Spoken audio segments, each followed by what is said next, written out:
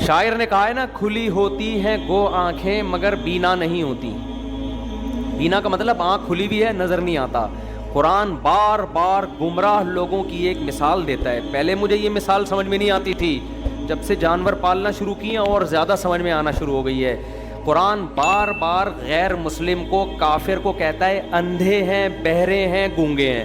3 صفات قرآن نے بیان کی ہیں جس کو ہم گالی ہی سے تعبیر کر سکتے ہیں. گالی سے مراد وہ نہیں جو عام عرف میں جس کو گالی, یعنی برا لقب دیا ہے. اندھے ہیں, بہرے ہیں, گونگے ہیں, یہ بار بار قرآن میں ہے. لا یعقلون, سمجھنے کے لیے دماغ نام کی کوئی چیز ان کے پاس نہیں ہے. آپ کہو یار قرآن کہہ رہا ہے کافر اندھا بھی ہے, بہرا بھی ہے, گونگا بھی ہے اور ناسمجھ بھی ہے. یہ 4 چیزوں سے ہی تو انسان بنتا ہے. قرآن کیا کہہ رہے, اندھے بھی ہیں, بہرے بھی ہیں, گونگے بھی ہیں. لا یعقلون لا یفقہون, عقل نہیں ہے, سمجھ نہیں ہے. حالانکہ ہمیں غیر مسلموں کی قوت سماعت بھی اپنے سے زیادہ نظر آتی ہے. کیا خیال ہے؟ ان کے ہاں ایک اناؤنسمنٹ ہوتی ہے, پوری قوم سمجھ جاتی ہے SOPs پہ عمل کرنا ہے, کرونا پھیل گیا ہے. ہمارے ہاں 6 مہینے اس پہ بحث ہوتی ہے کہ ڈرامہ ہے یا حقیقت ہے. تو سنائی تو ان کو زیادہ دیتا ہے, ہمیں بولو نا کم دیتا ہے. پھر ان کی خوراکیں ایسی, ان کی ویسی سماعت ہم سے زیادہ ہے. ہمارے ہاں 50 سال میں سننا بولنا ختم. اتنی بیماریاں آتی ہیں, شوگر سے تو ہر قوت کمزور ہوتی ہے نا, وہ تو 80 سال تک سن رہے ہوتے ہیں. لیکن اللہ ان کو کیا کہہ رہا ہے, بہرے ہیں. اور اللہ کہہ رہے ہیں گونگے ہیں. گونگے کہاں ہیں؟ ان کے نیوز چینل دیکھو اور ہمارے دیکھ لو. ان کے نیوز چینل 24 گھنٹے چلتے ہیں. ہمارے تو اب تھوڑا چلنا شروع ہوئے, ورنہ ہمارے زمانے میں جو ٹی وی تھا اس میں مچھر زیادہ تھے, ہمیں یاد ہے. جن میں صبر نہیں ہے وہ ڈرامہ نہیں دیکھ سکتے تھے, کیونکہ اس میں مچھر زیادہ آتے تھے اور فلم کم آتی تھی. پھر اوپر بندہ ایک چڑھ کے ہلا رہا ہوتا تھا, یوں کیا اب آ گیا, اب آ رہا ہے, تھوڑا سا آ رہا ہے. لیکن جیسے ہی اس کا ہاتھ ہٹا, کیونکہ اس کے ہاتھ سے بھی وہ سگنل آ رہے ہوتے تھے نا, وہ نیچے آیا تو پتا چلا اس کمبخت کی وجہ سے ہی تو سگنل آ رہے تھے.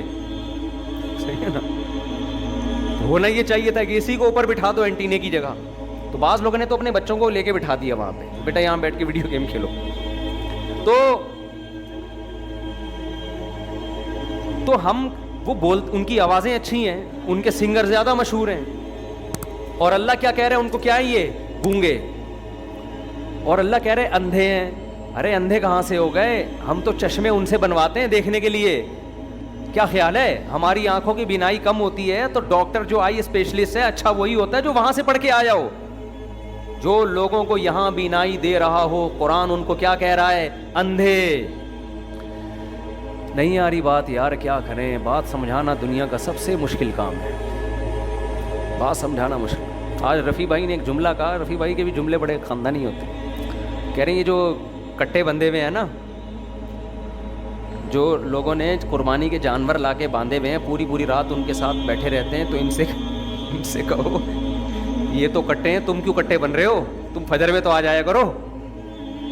یعنی مطلب جو فجر میں نہیں آ رہا وہ بھی پھر کٹا ہی ہے نا.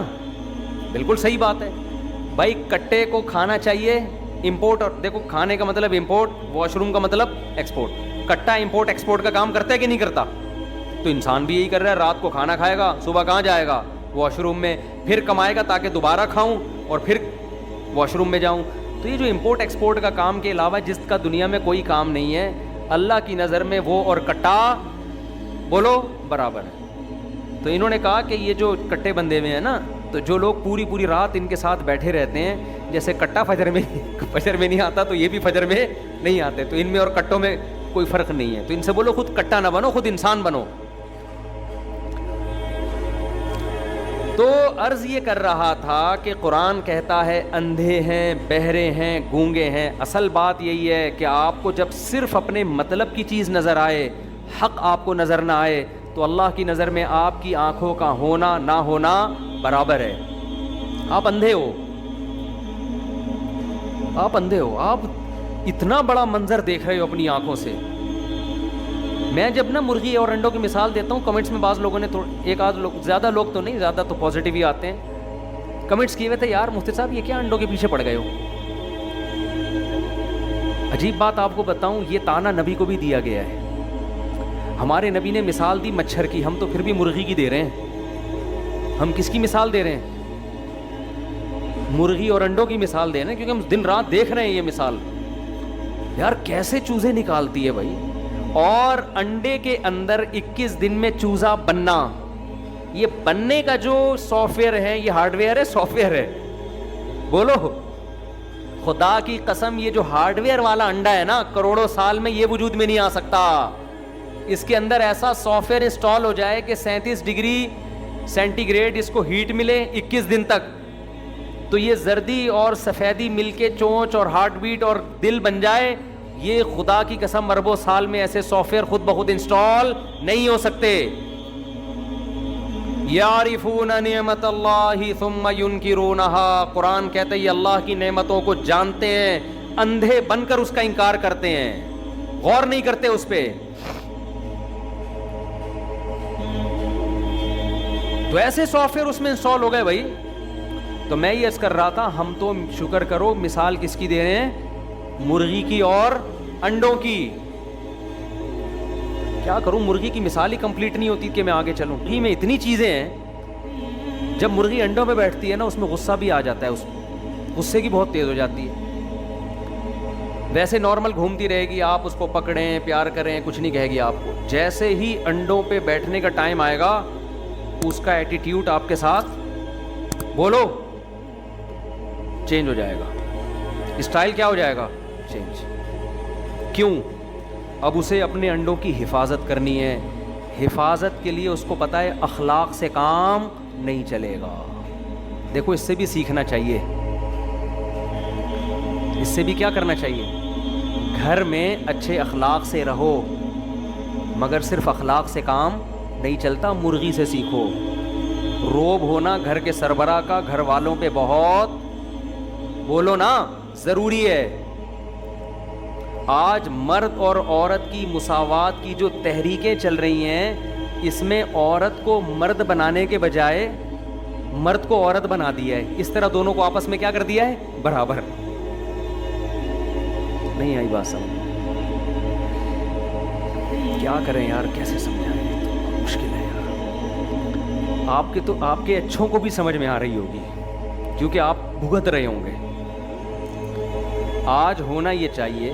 مجھے ایک ہفتہ پہلے ہمارے کچھ دوست ایسے ہیں کہ اگر وہ کوئی ویڈیو مجھے بھیجتے ہیں تو میں لازمی دیکھتا ہوں, کیونکہ مجھے پتہ ہے یہ کوئی ایران توران نہیں بھیج رہے ہوتے. بعض لوگ ایسے ہیں جب کوئی میسج بھیجتے ہیں یا ویڈیو بھیجتے ہیں تو مجھے پتہ ہے کہ اس کو کبھی بھی نہیں دیکھنا, کیونکہ فضول ہی ہوگی. سمجھ رہے ہیں نا وہ, کیونکہ وہ اوٹ پٹانگ بھیجتے رہتے ہیں, ان کے پاس فارغ ٹائم میں بھیجتے رہیں گے, نہ اپنے وقت کی حفاظت نہ دوسرے کے ٹائم کا خیال. ہو سکتا ہے کوئی 100 میں کوئی کام کی ویڈیو آ جائے, لیکن کچھ دوست ایسے ہیں جن کو پتہ ہے کہ مفتی صاحب کو ٹائم ہم نے ضائع نہیں کرنا, جب تک کوئی کام کی چیز نہ ہو تو وہ ہم نے بھیجنی نہیں ہے. تو وہ جب بھی کوئی ویڈیو بھیجتے ہیں میں لازمی دیکھتا ہوں, مجھے پتہ ہے یار کوئی یہ بہت کام کی کا کلپ بھیجا ہوگا. تو ہمارے ایک دوست نے کلپ بھیجا, اس میں ایک ڈرامے کا سین دکھایا گیا ہے. ڈرامے کا سین, شوہر بیوی سے پوچھ رہا ہے کہ یہ ڈریس تم نے کیسا پہنا ہوا ہے, شاپنگ کے لیے جا رہی ہو تو بےہودہ ڈریس ہے, یہ نہیں پہنو. بیوی جھنجھلا جاتی ہے, ہو یہ کیا ہے, موبائل میں اتنے گھنٹے کس سے بات کر رہی ہو, کیوں بھائی اتنی دیر سے بات کر رہی ہو, ذرا موبائل دکھاؤ. بیوی جھنجھلا جاتی ہے, 2-4 روک ٹوک مرد نے کی. نتیجہ کیا نکلا؟ بیوی کو غصہ آیا, ڈیورس پیپر لا کے شوہر کو پکڑا دیا. آئی بات سمجھ میں؟ کہ ایسی زندگی, غلاموں والی زندگی سے بہتر ہے مجھے کیا چاہیے؟ ڈیورس. تو ایک خواتین کو اس ڈرامے کے اس کلپ میں میسج دیا گیا ہے کہ ہر وقت کی جس گھر میں چخ چخ پخ پخ ہو اور میاں ریسٹرکشن لگا رہا ہو, ایسے میاں سے بہتر ہے کہ میاں لیس زندگی گزارو. میں سمجھا پا رہا ہوں اپنی بات؟ نہیں سمجھا پا رہا؟ آ رہی ہے سمجھ میں؟ نہیں آ رہی؟ کیوں؟ اچھا میں آ رہا ہوں. اچھا یہ کہہ رہے ہیں آپ کا ٹاپک چینج ہو رہا ہے, بار بار ٹاپک چینج ہو رہا ہے. آ رہے ہیں اسی ٹاپک پر ہم, وہ اسی کو سمجھانے کے لیے سارے قصے ہیں, سمجھ رہے ہیں نا. آپ شاید فرسٹ ٹائم آئے ہیں. تو اچھا ماشاء اللہ. کہاں سے آئے ہیں؟ یہ کہہ رہے ہیں میں نے اسلام آپ کے بیانات سن کے قبول کیا ہے. پہلے کس مذہب سے تھے؟ خانی تھے. ماشاء اللہ. اللہ تعالیٰ آپ کے اسلام کو قبول کرے. مجھے ذرا تھوڑا سا پانی پلا دیں. تو کلپ یہ دکھایا جا رہا ہے کہ بار بار کی ریسٹرکشن لگ رہی ہیں نا, پابندیاں لگ رہی ہیں, تو نتیجہ کیا نکل رہا ہے؟ وہ فوراً کیا پکڑا رہی ہے؟ Divorce paper. حالانکہ دکھانا یہ چاہیے کہ بھئی شوہر ہے, جب وہ آپ کے اتنے سارے حقوق ادا کر رہا ہے تو اس کا بھی کچھ حق ہے نا کہ وہ آپ سے سوالات پوچھے. کیا خیال ہے؟ اور یہ کیا کہ فوراً لا کے ڈیورس پیپر پکڑا دیا. اسلام میں اس پر اجماع ہے کہ ڈیورس دینے کا حق کس کو ہے؟ شوہر کو ہے, عورت کے پاس نہیں ہے. یہ تو ہندوؤں میں ہوتا ہے کہ عورت طلاق دیتے. اور تو یہ ہمارا وہ لبرل طبقہ ہے جو ہمیں ڈراموں فلموں کے ذریعے زہر گھول رہا ہے ہمارے معاشرے میں. عورتوں کو مرد کے برابر لا کے کھڑا کر رہا ہے, اور مرد کو کہاں لے جا رہا ہے؟ عورت بنا کے, کہ گھر میں سربراہ ہی نہیں ہے, اس کی کوئی 2 ٹکے کا نہیں ہے وہ. اب تو بنگلہ دیش کا ٹکا اور پاکستان برابر ہو گیا, اب تو 2 ٹکے کی ویلیو بڑھ گئی ہے, بلکہ زیادہ ہو گیا. وہ کوئی ویلیو نہیں ہے اس کی. تو جب آپ خدا کو اپنی ڈکشنری سے نکالو گے تو اس کا یہ انجام ہے. میں ذرا یہ پانی پی لوں, پھر بریک کے بعد ملتے ہیں آپ سے.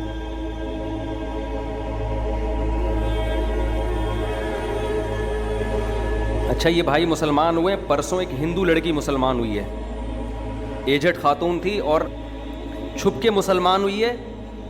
اور اس نے بتایا میری کزن مسلمان ہوئی تھی, اس کو قتل کر دیا ہندوؤں نے. پہلے اتنا مارا, اس کی ٹانگیں توڑ دی, اس کے بعد اس کو جان سے ہی مار دیا.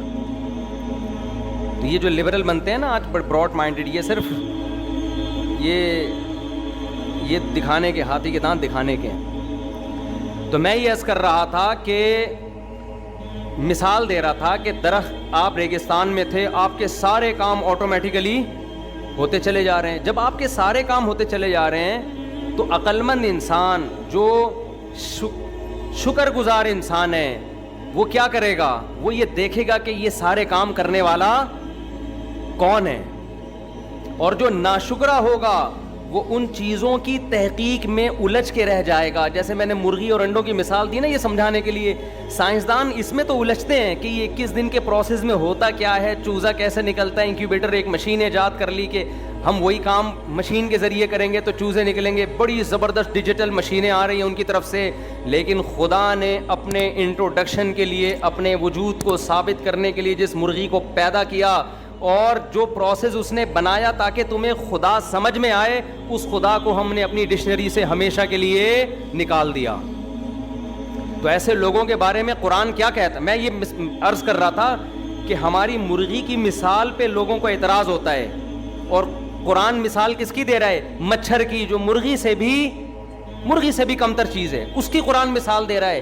اور قرآن کہہ رہا ہے ان اللہ لا یستحیی ان یضرب مثلا ما بعوضۃ فما فوقها. مشرکین نے جب یہ طنز کیا کہ یہ اللہ کا کلام ہے اور مثالیں کس کی دی جا رہی ہیں؟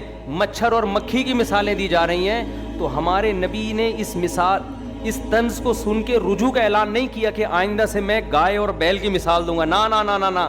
اور آیتیں دفاع میں نازل ہو گئیں, اور اللہ نے کہا کہ اللہ کو اس بات سے کوئی عار محسوس نہیں ہوتی کہ وہ مچھر کی مثالیں دے یا مکھی کی مثالیں دے, فما فوقہا, بلکہ اس سے بھی کمتر جانوروں کی مثالیں دے.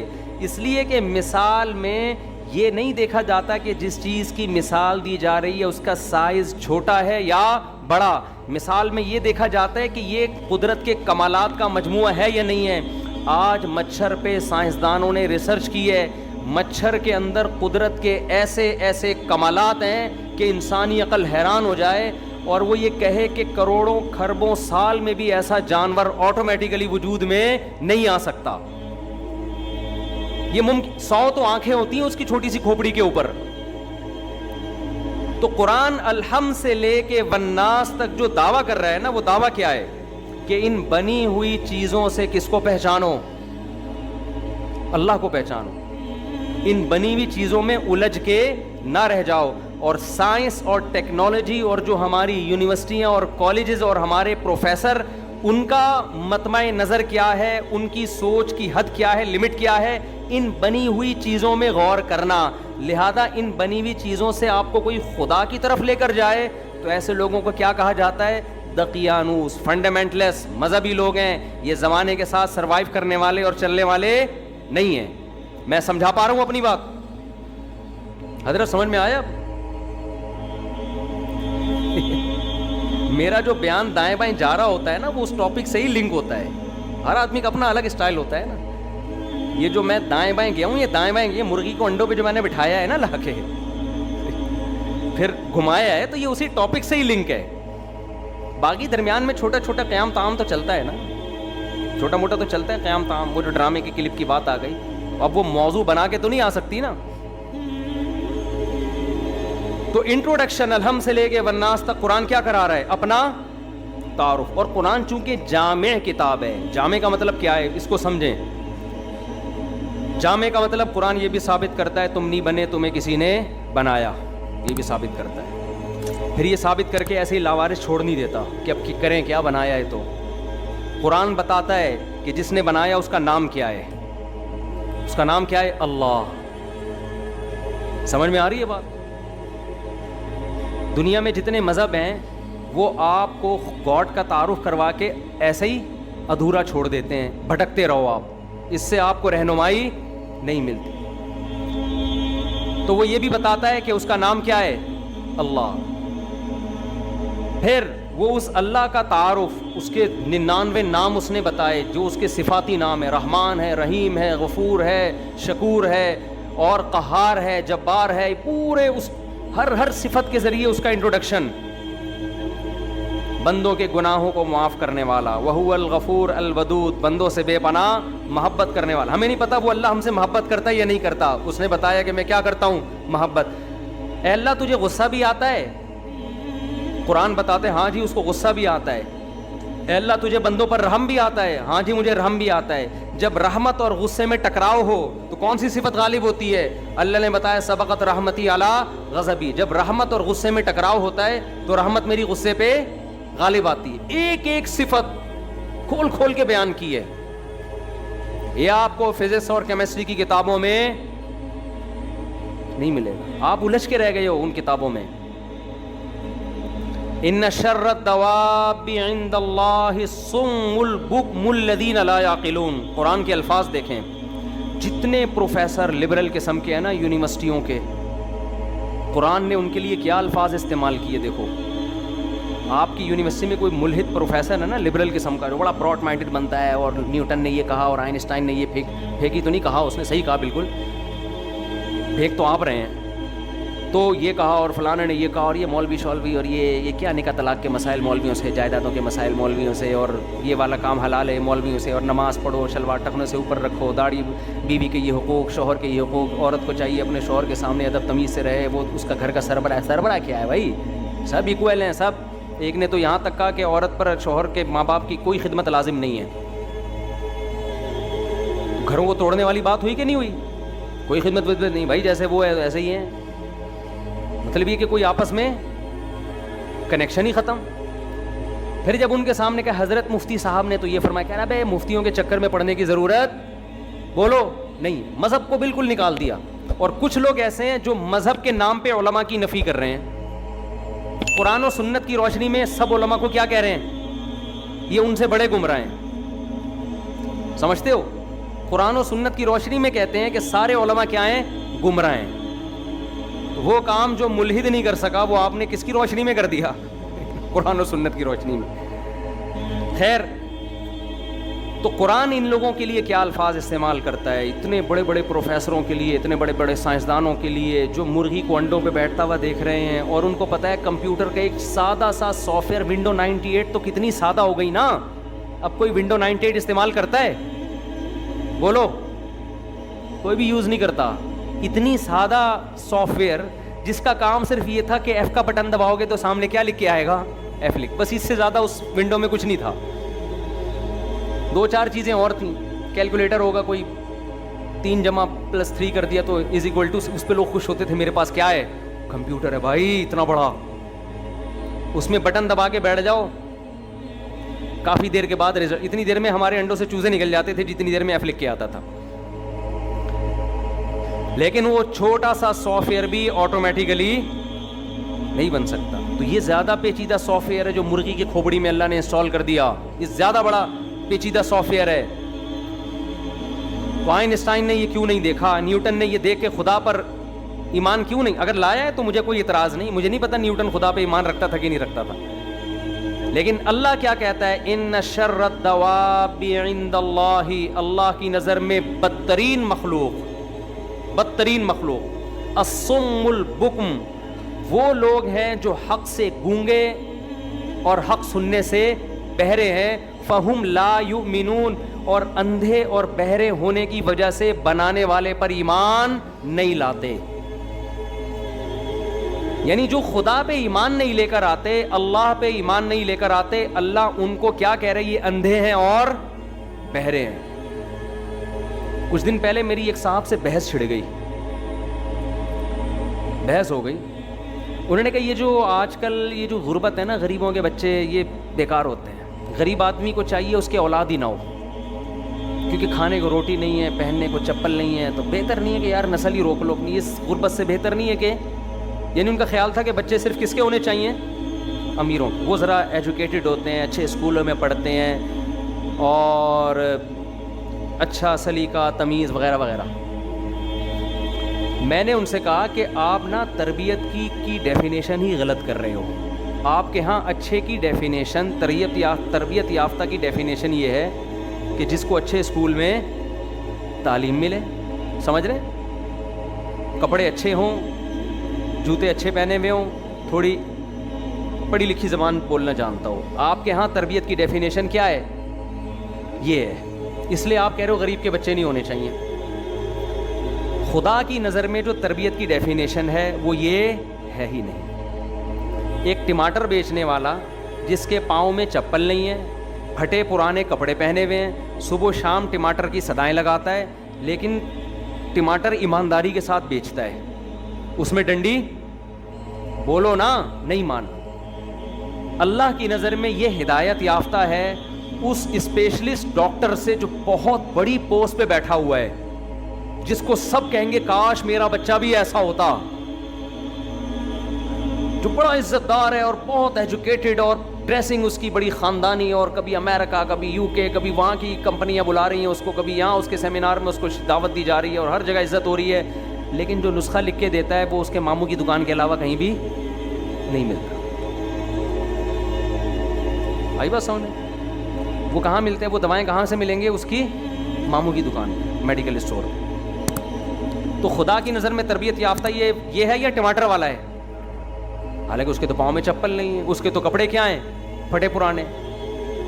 فرعون نے جو حضرت موسیٰ کو تانا دیا تھا وہ یہی تو تانا تھا جو آج لبرل لوگ غریبوں کو تانا دے رہے ہیں. فرعون نے پتہ ہے کیا تانا دیا تھا, کہ موسیٰ معاذ اللہ ہمیں سمجھائے گا کہ صحیح کیا ہے اور غلط کیا, یہ ہمیں سمجھائے گا معاذ اللہ. میں اپنے الفاظ میں فرعون کی سوچ کو ڈیفائن کر رہا ہوں, فرعون نے تو اپنی زبان میں کہا ہوگا نا, قرآن نے اس کے الفاظ نقل کیے ہیں, ام انا خیر من ھذا الذی ھوا مہین, یہ موسیٰ ہمیں سمجھائے گا کہ صحیح کیا ہے غلط کیا ہے. ھذہ الانہار تجری من تحتی, میرے محلات دیکھو, میری ترقی دیکھو, میرا لائف اسٹائل دیکھو, اور یہ موسیٰ یہ تو مہین قوم کا کمزور غریب مسکین ترین آدمی, موسٹ وانٹیڈ, جس پہ قتل کا کیس چل رہا ہے, تو یہ ہمیں سمجھائے گا کہ صحیح کیا ہے اور غلط کیا. تو فرعون میں ٹیکنیکل فالٹ کیا تھا, فرعون ڈریسنگ دیکھ کے اور گیٹ اپ دیکھ کے اندازہ لگا رہا تھا کہ ہدایت پر کون ہے اور کون گمراہی پر ہے. آج ہمارا پڑھا لکھا طبقہ وہی سوچ رکھتا ہے جو کس کی سوچ ہے, فرعون کی سوچ ہے. آپ کے 12 بچے ہوں, رکشہ چلائیں, ریڑھی لگائیں, حلال کمائیں, خدا کی قسم وہ اس ایک سائنٹسٹ سے کروڑا گنا بہتر ہے جو بے ایمانی کر کے لوگوں کو خدا سے دور کر رہا ہو, جو خدا کا انٹروڈکشن نہ کرتا ہو. اور ایسی ایمانداری بھی اللہ کے ہاں مقبول نہیں ہے جو گاڈ لیس ہو, جس میں آپ خدا کے تصور کو نکال دیں. آپ کہہ سکتے ہیں بہت سے پڑھے لکھے ایماندار ہوتے ہیں, ایمانداری اگر خدا پہ ایمان کے بغیر ہے وہ ایمانداری بھی اللہ کے ہاں کام نہیں آئے گی. آپ کہہ سکتے ہیں یار نہیں آج تو لبرل طبقوں میں بہت سے بڑے ایماندار ہیں, بہت جو بڑے بڑے ڈاکٹرز ہیں وہ بہت ایمانداری کے ساتھ علاج کرتے ہیں, جو نسخہ لکھ کے دیتے ہیں ان کی ماموں کے علاوہ بھی مختلف میڈیکل اسٹور پہ وہ مل رہا ہوتا ہے تو وہ تو بڑے بہت اچھے ہیں. خدا کو مانتے ہیں, خدا اپنے آپ کو خدا کا غلام سمجھتے ہیں کہ نہیں سمجھتے؟ اگر وہ اپنے آپ کو خدا کا غلام سمجھتے ہیں اور عمل سے بتاتے ہیں کہ ہم کس کو مانتے ہیں, خدا کو, پھر اچھے ہیں. خدا کو نہیں مانتے تو قرآن کیا کہہ رہا ہے؟ ان شر الدواب عند اللہ الصم البکم الذین لا یؤمنون. جو ایمان نہیں لاتے بدترین مخلوق ہے اللہ کی نظر میں. اللہ یہ نہیں کہا جو سچ بولتے ہیں وہ بہترین مخلوق ہیں یا وہ بدترین مخلوق ہیں بشرطے کہ جھوٹ بولتے ہوں. ایسا نہیں ہے. سب سے پہلا کرائٹیریا اللہ کی نظر میں اچھائی اور برائی کا کیا ہے؟ جس نے پیدا کیا اس پر ایمان. سمجھ میں آ رہی ہے یہاں تک بات؟ اب آخری بات جو میں ٹاپک لے کے چلا ہوں. دیکھو, جب ہم نے یہ فرض کر لیا, مان لیا کہ ہم کس کے غلام ہیں؟ اللہ کے. تو میں نے کہا اللہ نے پھر ہمیں ادھورا نہیں چھوڑا. اللہ نے اپنا تعارف بھی کروایا, اللہ نے اپنا نام بھی بتایا, اللہ نے اپنی صفات بھی بتائی, اور اللہ نے ایسے آرڈر بھی دیے کہ جن آرڈر کو فالو کر کے ہم یہ ثابت کر سکیں کہ واقعی ہم کیا ہیں؟ غلام ہیں. اس کی میں مثال دے کے بات سمجھاتا ہوں. ایک آدمی آپ کے پاس آ کے کہتا ہے آج سے میں آپ کا غلام, آپ جو کہیں گے میں مانوں گا. آپ پہلی دفعہ میں اس کی بات کو سیریسلی نہیں لیں گے. لوگ عقیدت میں آ رہے ہوتے ہیں, بہت ہم سے بھی جھک جھک کے سلام کر رہے ہوتے ہیں, صاحب بس ختم ہو گیا ایسی آپ سے عقیدت محبت. بار بار جب ایک آدمی کہہ رہا ہے بس میں آج سے آپ کا کیا ہوں؟ غلام. آپ مجھے آگ میں چھلانگ لگانے کا کہیں میں آگ میں چھلانگ لگاؤں گا, آپ مجھے کیٹو پہاڑ سے چھلانگ لگانے کا کہیں میں وہاں سے چھلانگ لگا لوں گا. جیسے صحابہ کرام نے بدر کے موقع پہ تقریر کی نا, نبی صلی اللہ علیہ وسلم نے دیکھا تھا ہم 313 ہیں اور سامنے مقابلہ کس سے ہو رہا ہے؟ 1000 سے. ہمارے پاس اسلحہ نہیں ہے, گھوڑے نہیں ہیں, ان کے پاس اسلحہ ہے. تو اب مقابلہ تو اسباب کی دنیا میں شکست ہے. تو نبی صلی اللہ علیہ وسلم پریشان ہوئے کہ پتہ نہیں صحابہ لڑ پائیں گے کہ نہیں لڑ پائیں گے. آپ پر بنی اسرائیل کی وہ آیات بھی نازل ہو چکی تھیں. موسیٰ علیہ السلام نے بنی اسرائیل سے کہا تھا کہ جا کے اس قوم سے لڑو. تو بنی اسرائیل نے کیا کہا؟ وہ بڑے طاقتور لوگ ہیں. اذهب انت وربک فقاتلا انا ہاہنا قاعدون. اے موسیٰ آپ جاؤ اور آپ کا رب جائے, دونوں جا کے لڑو, ہم یہاں بیٹھ کے تماشا دیکھ رہے ہیں. تو یہ واقعات بھی نبی نے سنے ہوئے تھے نا. اب وہی سچویشن پیدا ہو گئی بدر میں. فرسٹ ٹائم ایسی سچویشن ہوئی ہے, اس سے پہلے کوئی بڑی لڑائی نہیں ہوئی تھی. ہمارے نبی کو خوف ہوا کہ پتہ نہیں صحابہ قریب, کیونکہ آپ کا اس سے مفاد ہے. آپ کو پتہ ہے کہ یہ قتل کرے گا, یہ لوگوں کی جیبیں چھینیے گا, پھر بھی آپ کیا کر رہے ہو؟ اس کو پروموٹ کر رہے ہو. دلائل سے کسی نے ثابت کر دیا کہ یہ آدمی غلط ہے. اب آزمائش ہے بھائی, دلیل کہتی ہے کہ اس کو پروموٹ مت کرو, لیکن وہ آپ کو رشوت دیتا ہے, اس سے آپ کے مفاد جڑے ہوئے ہیں, تو آپ پھر بھی اس کی طرف مائل ہوگے. تو دنیا میں کوئی بھی شخص اس عمل کو ٹھیک کہہ سکتا ہے آپ کے اس عمل کو 100% غلط, لیکن یہی عمل غیر مسلم کر رہے ہوتے ہیں. ساری دنیا کے غیر مسلموں کو پتہ ہے کہ شراب بری چیز ہے لیکن اٹریکٹیو ہے, اس لیے لیگل ہے, اللیگل کسی نے بھی نہیں کیا. مذہب کیا کہتا ہے؟ شراب کیا ہے؟ حرام, ایک قطرہ بھی حرام. لیکن کیا دنیا میں غیر مسلم آپ نے دیکھے جو کہتے ہیں پھر مذہب کی طرف جانا چاہیے ہمیں؟ دیکھا آپ نے؟ کیوں نہیں کہتے بھائی مذہب دلیل سے تو بات کر رہا ہے, لیکن مزہ کس میں ہے؟ مذہب پہ چلنے میں نظر نہیں آ رہا, بلکہ مذہب کو چھوڑنے میں مزہ ہمیں نظر آتا ہے. تو کبھی بھی غیر مسلموں کی باتوں میں مت آؤ. رشتہ داری توڑنا اس میں وقتی مزہ بہت ہے. غیر مسلموں جہاں بھی میں دنیا میں گیا ہوں نا, ایک عذاب جو غیر مسلموں پر ان کے کفر کا اللہ نے دنیا میں دیا ہے وہ ان کے ریلیشن کی ایسی کی تیسی ہو گئی ہے. ان میں ریلیشن نہیں ہوتے, ہر جگہ یہاں بھی یہی حال ہے, ریلیشن ختم. بس یہ ریلیشن ہے, thank you thank you thank you, nice to meet you. اس سے زیادہ ریلیشن نہیں ہے ان لوگوں کا. اس سے لوگ بڑے متاثر ہوتے ہیں, یار کیا ان کے اخلاق ہیں. بھائی گئے, ختم, ریلیشن ختم ہو گیا. نہ باپ کا پتہ ہے, نہ ماں کا پتہ ہے, نہ بیوی اور شوہر کا ریلیشن ہے, نہ باپ بیٹے کا, نہ ماں بیٹی کا ریلیشن. یہ تہذیب ہمیں 1400 سال پہلے کس نے سکھائی ہے؟ محمد صلی اللہ علیہ وسلم نے. محمد صلی اللہ علیہ وسلم نے ہمیں جلد نکاح کا بھی حکم دیا, نسل بڑھانے کا بھی حکم دیا, کیونکہ یہ دونوں چیزیں ریلیشن پیدا کرتی ہیں. آپ بتاؤ ریلیشن زنا سے بنتا ہے یا نکاح سے بنتا ہے؟ نکاح سے بنتا ہے. تو ریلیشن بنتا ہے بیوی سے, پھر آگے اولاد سے, پھر اولاد آپ کے رشتہ داروں کی بھی اولاد ہوگی تو آپ کے بچے ان کے بچوں کے کزن ہوں گے, جو آپ کی اولاد ہے وہ بچے آپس میں بہن بھائی ہوں گے, پھر چاچے تایا نانے دادے اور بہت سارے رشتے, پھپھے چاچے, یہ سارے رشتے وجود میں آتے ہیں نا. تو یہ رشتے بھی اب مسلمانوں میں باقی رہ گئے ہیں. غیر مسلموں میں یہ رشتے مارکیٹ سے شارٹ چچا ماموں تو سننے میں ہی نہیں آتا اب کبھی. میں کتنے ملکوں میں گیا ہوں بھائی, اس کا چچا دکھاؤ کدھر ہے اس گورے کا. چچا کی بات ابا کا پوچھو, وہ ہو سکتا ہے ہو نہ ہو. یہ تہذیب ہے, بد تہذیبی ہے. آپ اس تہذیب سے متاثر ہو رہے ہو میرے بھائی. اس میں کیا ہے؟ کچھ بھی نہیں ہے اس میں. بے سکونی ہے, ٹینشن ہے, ڈپریشن ہے.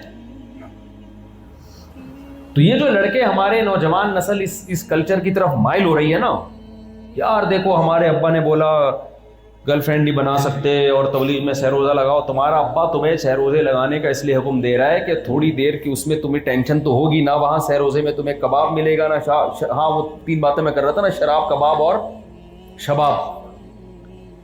تو غیر مسلم ان 3 چیزوں کی طرف کھینچتا ہے, چاہے وہ امریکہ کا غیر مسلم ہو, کینیڈا کا ہو, جاپان کا ہو, یا وہ لندن کا ہو, پوری انڈیا کا ہو. انڈیا کا بھی دیکھو تہذیب کی ایسی کی تیسی.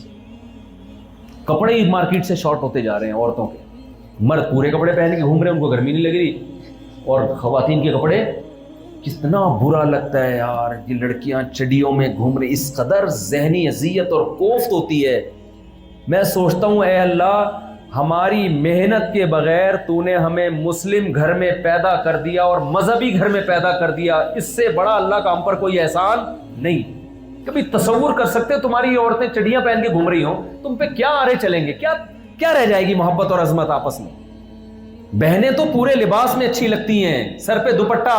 بیٹیاں پراپر ڈریس میں باپ کو اچھی لگتی ہیں. بیٹی اگر چڈی پہن کے باپ کے سامنے آ جائے گی میرے بھائی, وہ باپ نہیں رہے گا پھر. وہ تو غیر مسلموں میں باپ نہیں رہا ہے, ماں نہیں رہی ہے, کیونکہ اس ڈریسنگ میں ماں اور باپ کا رشتہ جچتا ہی نہیں ہے. پھر اس عورت کے اپنے اوپر کیا گزرتی ہے, تو ہر وقت اپنے پورے جسم کی نمائش کر رہی ہے. آپ کیا سمجھتے وہ خوش ہے؟ لاشعوری طور پر وہ بھی ٹینشن میں جا رہی ہوتی ہے, اس کو احساس نہیں ہوتا, کیونکہ یہ فطرت نہیں ہے. تو کیا کلچر ہو گیا ہے میرے بھائی, کیا دماغ خراب ہو گیا ہے.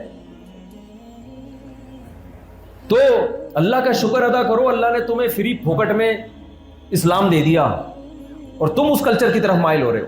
کتنے غیر مسلم ایسے ہیں جنہوں نے جب دیکھا کہ یار کلچر صرف مسلمانوں کا باقی بچا ہے, پردہ صرف ان میں ہے, حیا صرف ان میں ہے, جن غیر مسلموں کی سمجھ میں یہ بات آئی ہے نا, 180 ڈگری پہ آ کے انہوں نے اپنی زندگی کو تبدیل کیا. میں نے ایسے غیر مسلم بھی دیکھے ہیں. ابھی ہم امریکہ گئے تھے نا, تو وہاں ایک شخص ملا, اس نے مجھے اپنا واقعہ بتایا. ان صاحب کی عمر ہوگی تقریباً 60 سال تھے. وہ پٹھان کہیں پشاور کے, 14-15 سال کی عمر میں امریکہ چلے گئے. انہوں نے مجھے بتایا کہ میں یہاں آیا, یونیورسٹی میں پڑھ رہا تھا, 22 سال میری عمر تھی.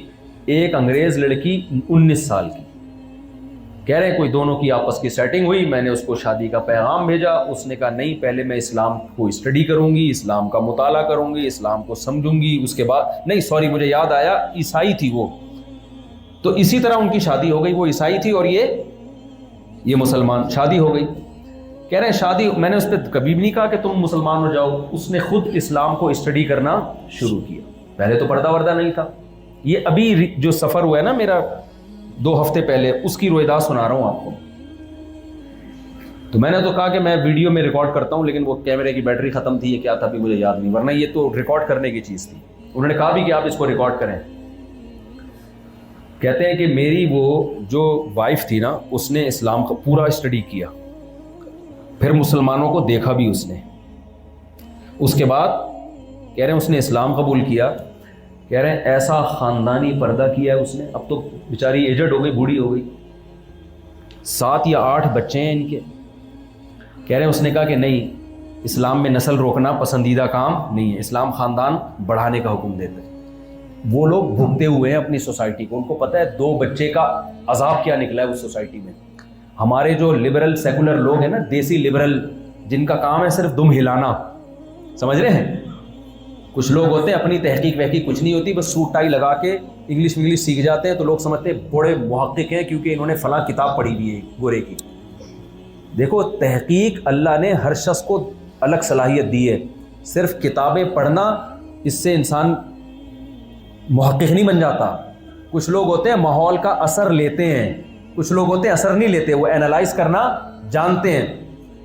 میں اپنی تعریف نہیں کر رہا, لیکن میں نے بہت دفعہ کتاب پڑھی ہے کسی خاص ٹاپک پر, اور پوری کتاب پڑھنے کے بعد مجھے اندازہ ہوا کہ کتاب کے مصنف نے 500 صفحے جس دعوے کو ثابت کرنے کے لیے لگائے ہیں, اس کتاب پڑھنے کے بعد پتا چلا کہ وہ دعویٰ کسی بھی طرح سے ثابت نہیں ہوتا. میں کبھی بھی کسی کی تحریر سے الحمدللہ متاثر نہیں ہوتا. کوشش یہ کرتا ہوں اس کو بالکل نیوٹرل ہو کے پڑھو اور ایک ایک لفظ کا تجزیہ کرو. بعض لوگوں کی عادت ہوتی ہے وہ تحریر سے, کسی کی تقریر سے نا جذبات سے متاثر ہو کے قائل ہو جاتے ہیں کہ ہاں یار یہ صحیح کہہ رہا ہے. یہ کبھی بھی نہیں ہو. دیکھو یوسف علیہ الصلوۃ والسلام کو کنویں میں ڈال کے ان کے جو بھائی تھے نا آئے تھے ابا کے پاس روتے ہوئے آئے تھے نا, تاکہ ابا ہمارے رونے سے متاثر ہو جائیں اور یقین کر لیں کہ ہم نے یوسف کو کنویں میں نہیں ڈالا. ابا متاثر ہوئے تھے؟ بولو کیا کہہ رہے, نہیں ہوئے تھے.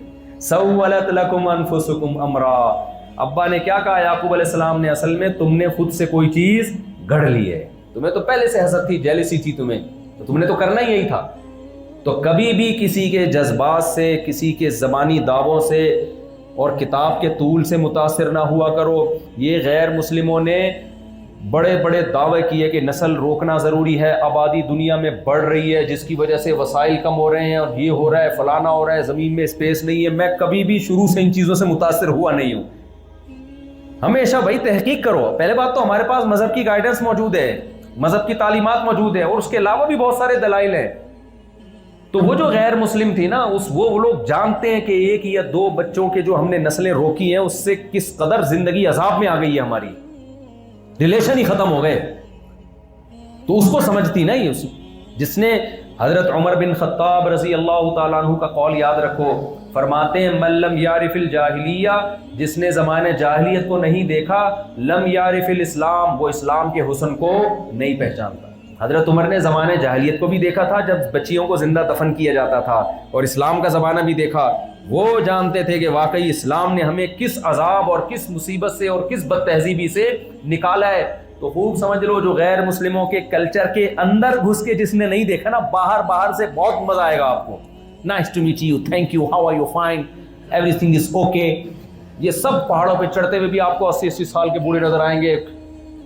بہت زبردست لگے گا آپ کو, یار دیکھو یہ ہے مہذب قوم, آرگنائز قوم. یہاں 80 سال کا بوڑھا بھی ایکسرسائز کر رہا ہے, اور ہماری قوم کو دیکھو 12 بجے تک پوستیوں کی طرح سو کے اٹھتے ہیں, کم بخت چلا نہیں جاتا ان سے.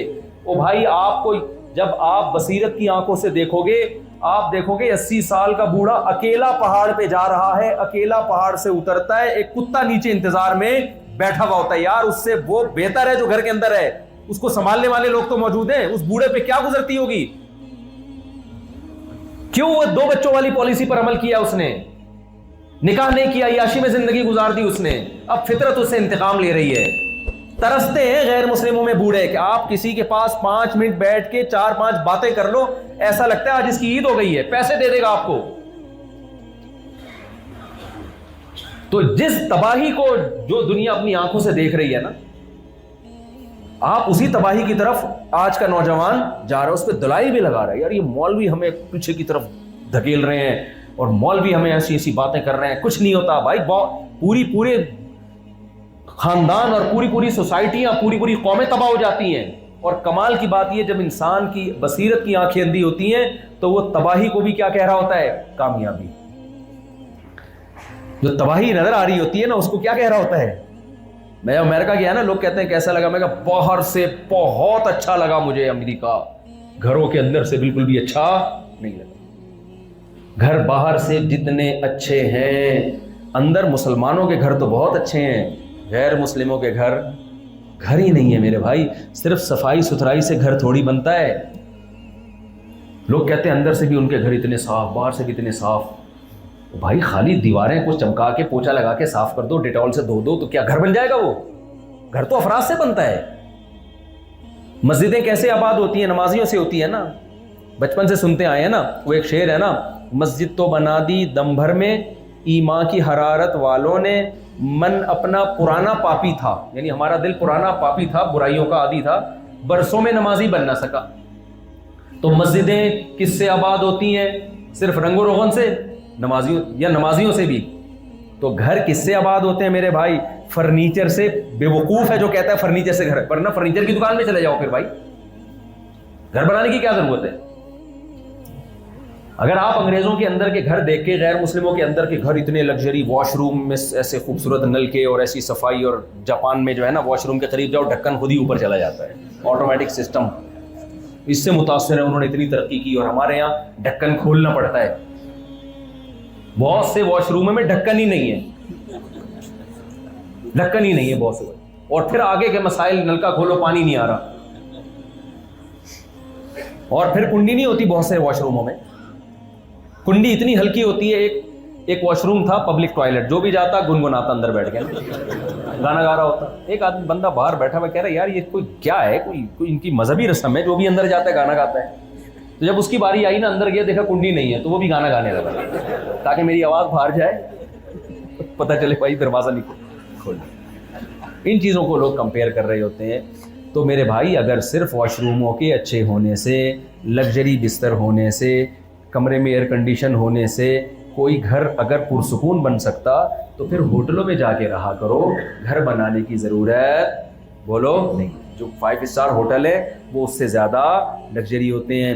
اتنی بڑی بھول ہم سے ہو رہی ہے کہ ہم ان گھروں کو دیکھ دیکھ کے اتنے خوبصورت بطخیں تیر رہی ہیں باہر، بہت زبردست ہے بھائی، لیکن یہ بہت اچھا جب ہے جب گھر کے اندر افراد ہوں، اور وہ افراد بھی آپس میں ریلیشن ہوں، ورنہ بہت سارے مزدور بھی ایک اپارٹمنٹ میں سو جاتے ہیں، اس سے گھروں میں سکون پیدا نہیں ہوتا۔ دبئی میں جاؤ، کمپنی جب بلاتی ہے نا، بہت سارے مزدوروں کو ایک ایک اپارٹمنٹ دے دیتی ہے، کئی مزدور اس اپارٹمنٹ میں رہتے ہیں، تو آپ کہہ سکتے ہو کہ بھئی وہ بھی گھر بن گئے؟ نہ، وہ گھر نہیں بنتے، کیونکہ ان مزدوروں کا آپس میں ریلیشن نہیں ہوتا۔ آپ کا کیوں نہیں ہوتا بھائی ریلیشن؟ دوستی ہوتی ہے، وسیم کو پتہ ہے یہ غفار ہے، یہ ستار ہے، یہ انڈیا سے آیا، یہ بنگلہ دیش سے آیا، فلاں سے آیا، ریلیشن بھی انڈی والی بھی ہے، پھر بھی وہ گھر نہیں بنتا۔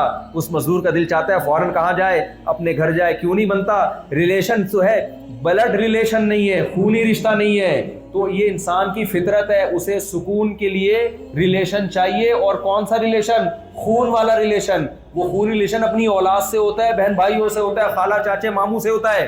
تو یہ ریلیشن جب بنے گا جب بچے پیدا ہوں گے، بچے کم ہوئے ریلیشن اسی حساب سے مارکیٹ سے شارٹ ہو جائے گا۔ تو یہ عذاب غیر مسلم بیچاروں پر دنیا میں اللہ نے نازل کر دیا ہے کفر کی وجہ سے، گائیڈنس نہیں ہے، اور تم اسی عذاب میں، اور ہمارا جو دیسی لبرل طبقہ ہے نا پاکستان اور انڈیا میں، وہ بھی اسی کو پروموٹ کر رہا ہے، اور وہ اپنی آنکھوں سے خود بھی عذاب دیکھ رہے ہیں۔ نسل روکنے کا جو سب سے پہلا عذاب آتا ہے نا، توکل اللہ چھین لیتے ہیں انسان سے، یہ خود بہت بڑا عذاب ہے۔ ہر وقت اپنی جیب پہ نظر، 4 بچے ہو گئے تو کھلاؤں گا کہاں سے، 5 ہو گئے تو کیا ہوتا ہے؟ جو انسان اپنی اولاد پہ خرچ کرتے ہوئے کنجوسی دکھائے تو اس کا دل کیا ہو جاتا ہے؟ تنگ۔ اس کا دل کیا ہو جاتا ہے؟ لوگ مجھے کہتے ہیں اتنے بچے، اصل میں پیسہ بہت ہے۔ میں کہتا ہوں 10-12 سال پہلے میری زندگی اٹھا کے دیکھو، میں بائک پہ پھٹپٹی بائک پہ گھومتا تھا، اس وقت بھی میرے 11-12 کا اسکور تو اس وقت بھی تھا، یہ تو بعد میں پیسہ آنے کے بعد اسپیڈ ہلکی ہوئی ہے، اور پیسہ بھی حلال کا ہے، تجارت کا پیسہ ہے۔ لوگ سمجھتے ہیں ہدیوں کا پیسہ لیا ہوا ہے انہوں نے، ہدیے کا بھی حلال کا ہوتا ہے لیکن جائز پیسہ ہے۔ تو اس وقت بھی ہم خوش تھے الحمدللہ، شو مارنے کے لیے نہیں کہہ رہا میں یہ باتیں۔ تو یہ کیا ہوتا ہے جب نسل روکتا ہے انسان، دل کیا ہونے لگتا ہے؟ تنگ۔ کیونکہ نسل روکنے کے پیچھے جو جذبہ تھا وہ کیا تھا؟ پیسہ بچانا۔ یہ خود اتنا بڑا عذاب ہے نا، یہ ایسا عذاب ہے نا جس کو پیسہ بچانا جس کی کھوپڑی میں گھس گیا نا، وہ کھرب پتی ہو کے بھی غریب ہے، کیونکہ دل کا غنا اس کو حاصل نہیں۔ کنجوس آدمی کو دیکھا ہے نا آپ نے کیسا ہر وقت سڑا ہوا ہوتا ہے۔ ہمارے حضرت مفتی رشید احمد صاحب رحمہ اللہ فرمایا کرتے تھے کہ انسان میں 2 باطنی بیماریاں ہیں، ایک حب جاہ، لوگوں کی نظر میں بڑا بننے کا شوق، یہ بھی بہت بری بیماری ہے، ایک حب مال، پیسہ بچاؤں، پیسہ کمانا برا نہیں ہے، اس کی ہوس جو ہے نا یہ بہت بری چیز ہے۔ تو پیسے کی ہوس بھی بڑی بیماری ہے۔ فرماتے تھے کہ مشکل علاج حب جاہ کا ہے، بڑا بننے کا شوق ہے نا, یہ بیماری کا علاج بہت مشکل ہے, لیکن گھٹیا بیماری حب مال ہے. نہیں آئی میرا خیال ہے بات, کیونکہ کسی کو بڑا بننے کا شوق ہو تو انسانوں کی نظر میں نا, تو انسان کی تو ایک ویلیو ہے نا, لیکن دولت کی ہوس کسی کے دل میں آ گئی نا تو یہ ایسے ہے جیسے مٹی کے کھلونوں سے دل بہلا رہا ہے, جبکہ پتہ ہے کہ یہ کھلونوں سے میں رخصت ہونے والا ہوں, تھوڑے دنوں میں کام بھرا پڑا ہوں گا. مجھے لوگ آ کے اب بھی بتا رہے ہوتے ہیں صاحب ایک پروجیکٹ آیا ہے 20 سال میں آپ دیکھنا ٹھک ٹھک ٹھک نوٹ, 15-20 سال. میں کہتا ہوں میں 15-20 سال دیکھے کس نے ہے یار, پتہ نہیں 15-20 سال تک کون زندہ ہے. مجھے 5-5 سال کے نہیں ہوتے پروجیکٹ ہم سے. ابے ابھی کا بتا یار, ابھی 1-8 سال کا بتا, اس سے زیادہ لمبا حساب کتاب نہیں بھائی. کیا پتا یار کب زندہ رہے, اور پھر 15-20 سال کے بعد حالت کیا ہوگی, کھانس رہے ہوں گے. کیا لائف کو انجوائے کرے گا بھائی آدمی, پیسہ آ کے بھی کیا کرے گا. لیکن لوگوں کو دیکھو, آپ کو کون 15-20 سال کے پروجیکٹ لیتے ہیں. آپ جو پلاٹ خریدتے ہو نا اتنے مہنگے مہنگے, یہ 15-20 سال کے بعد ہی اس کا آدمی نفع لیتا ہے, جو اتنی بڑی دولت آپ اس میں کھپا دیتے ہو. تو یہ کیا ہوتا ہے, یہ دل انسان کا تنگ ہو جاتا ہے. تو وہ انگریز لڑکی جب مسلمان ہوئی نا تو پراپر مسلمان ہوئی. اس کو پتا تھا کہ اسلام عورت کو نسل بڑھانے کا حکم دیتا ہے, کیونکہ اسلام دین فطرت ہے.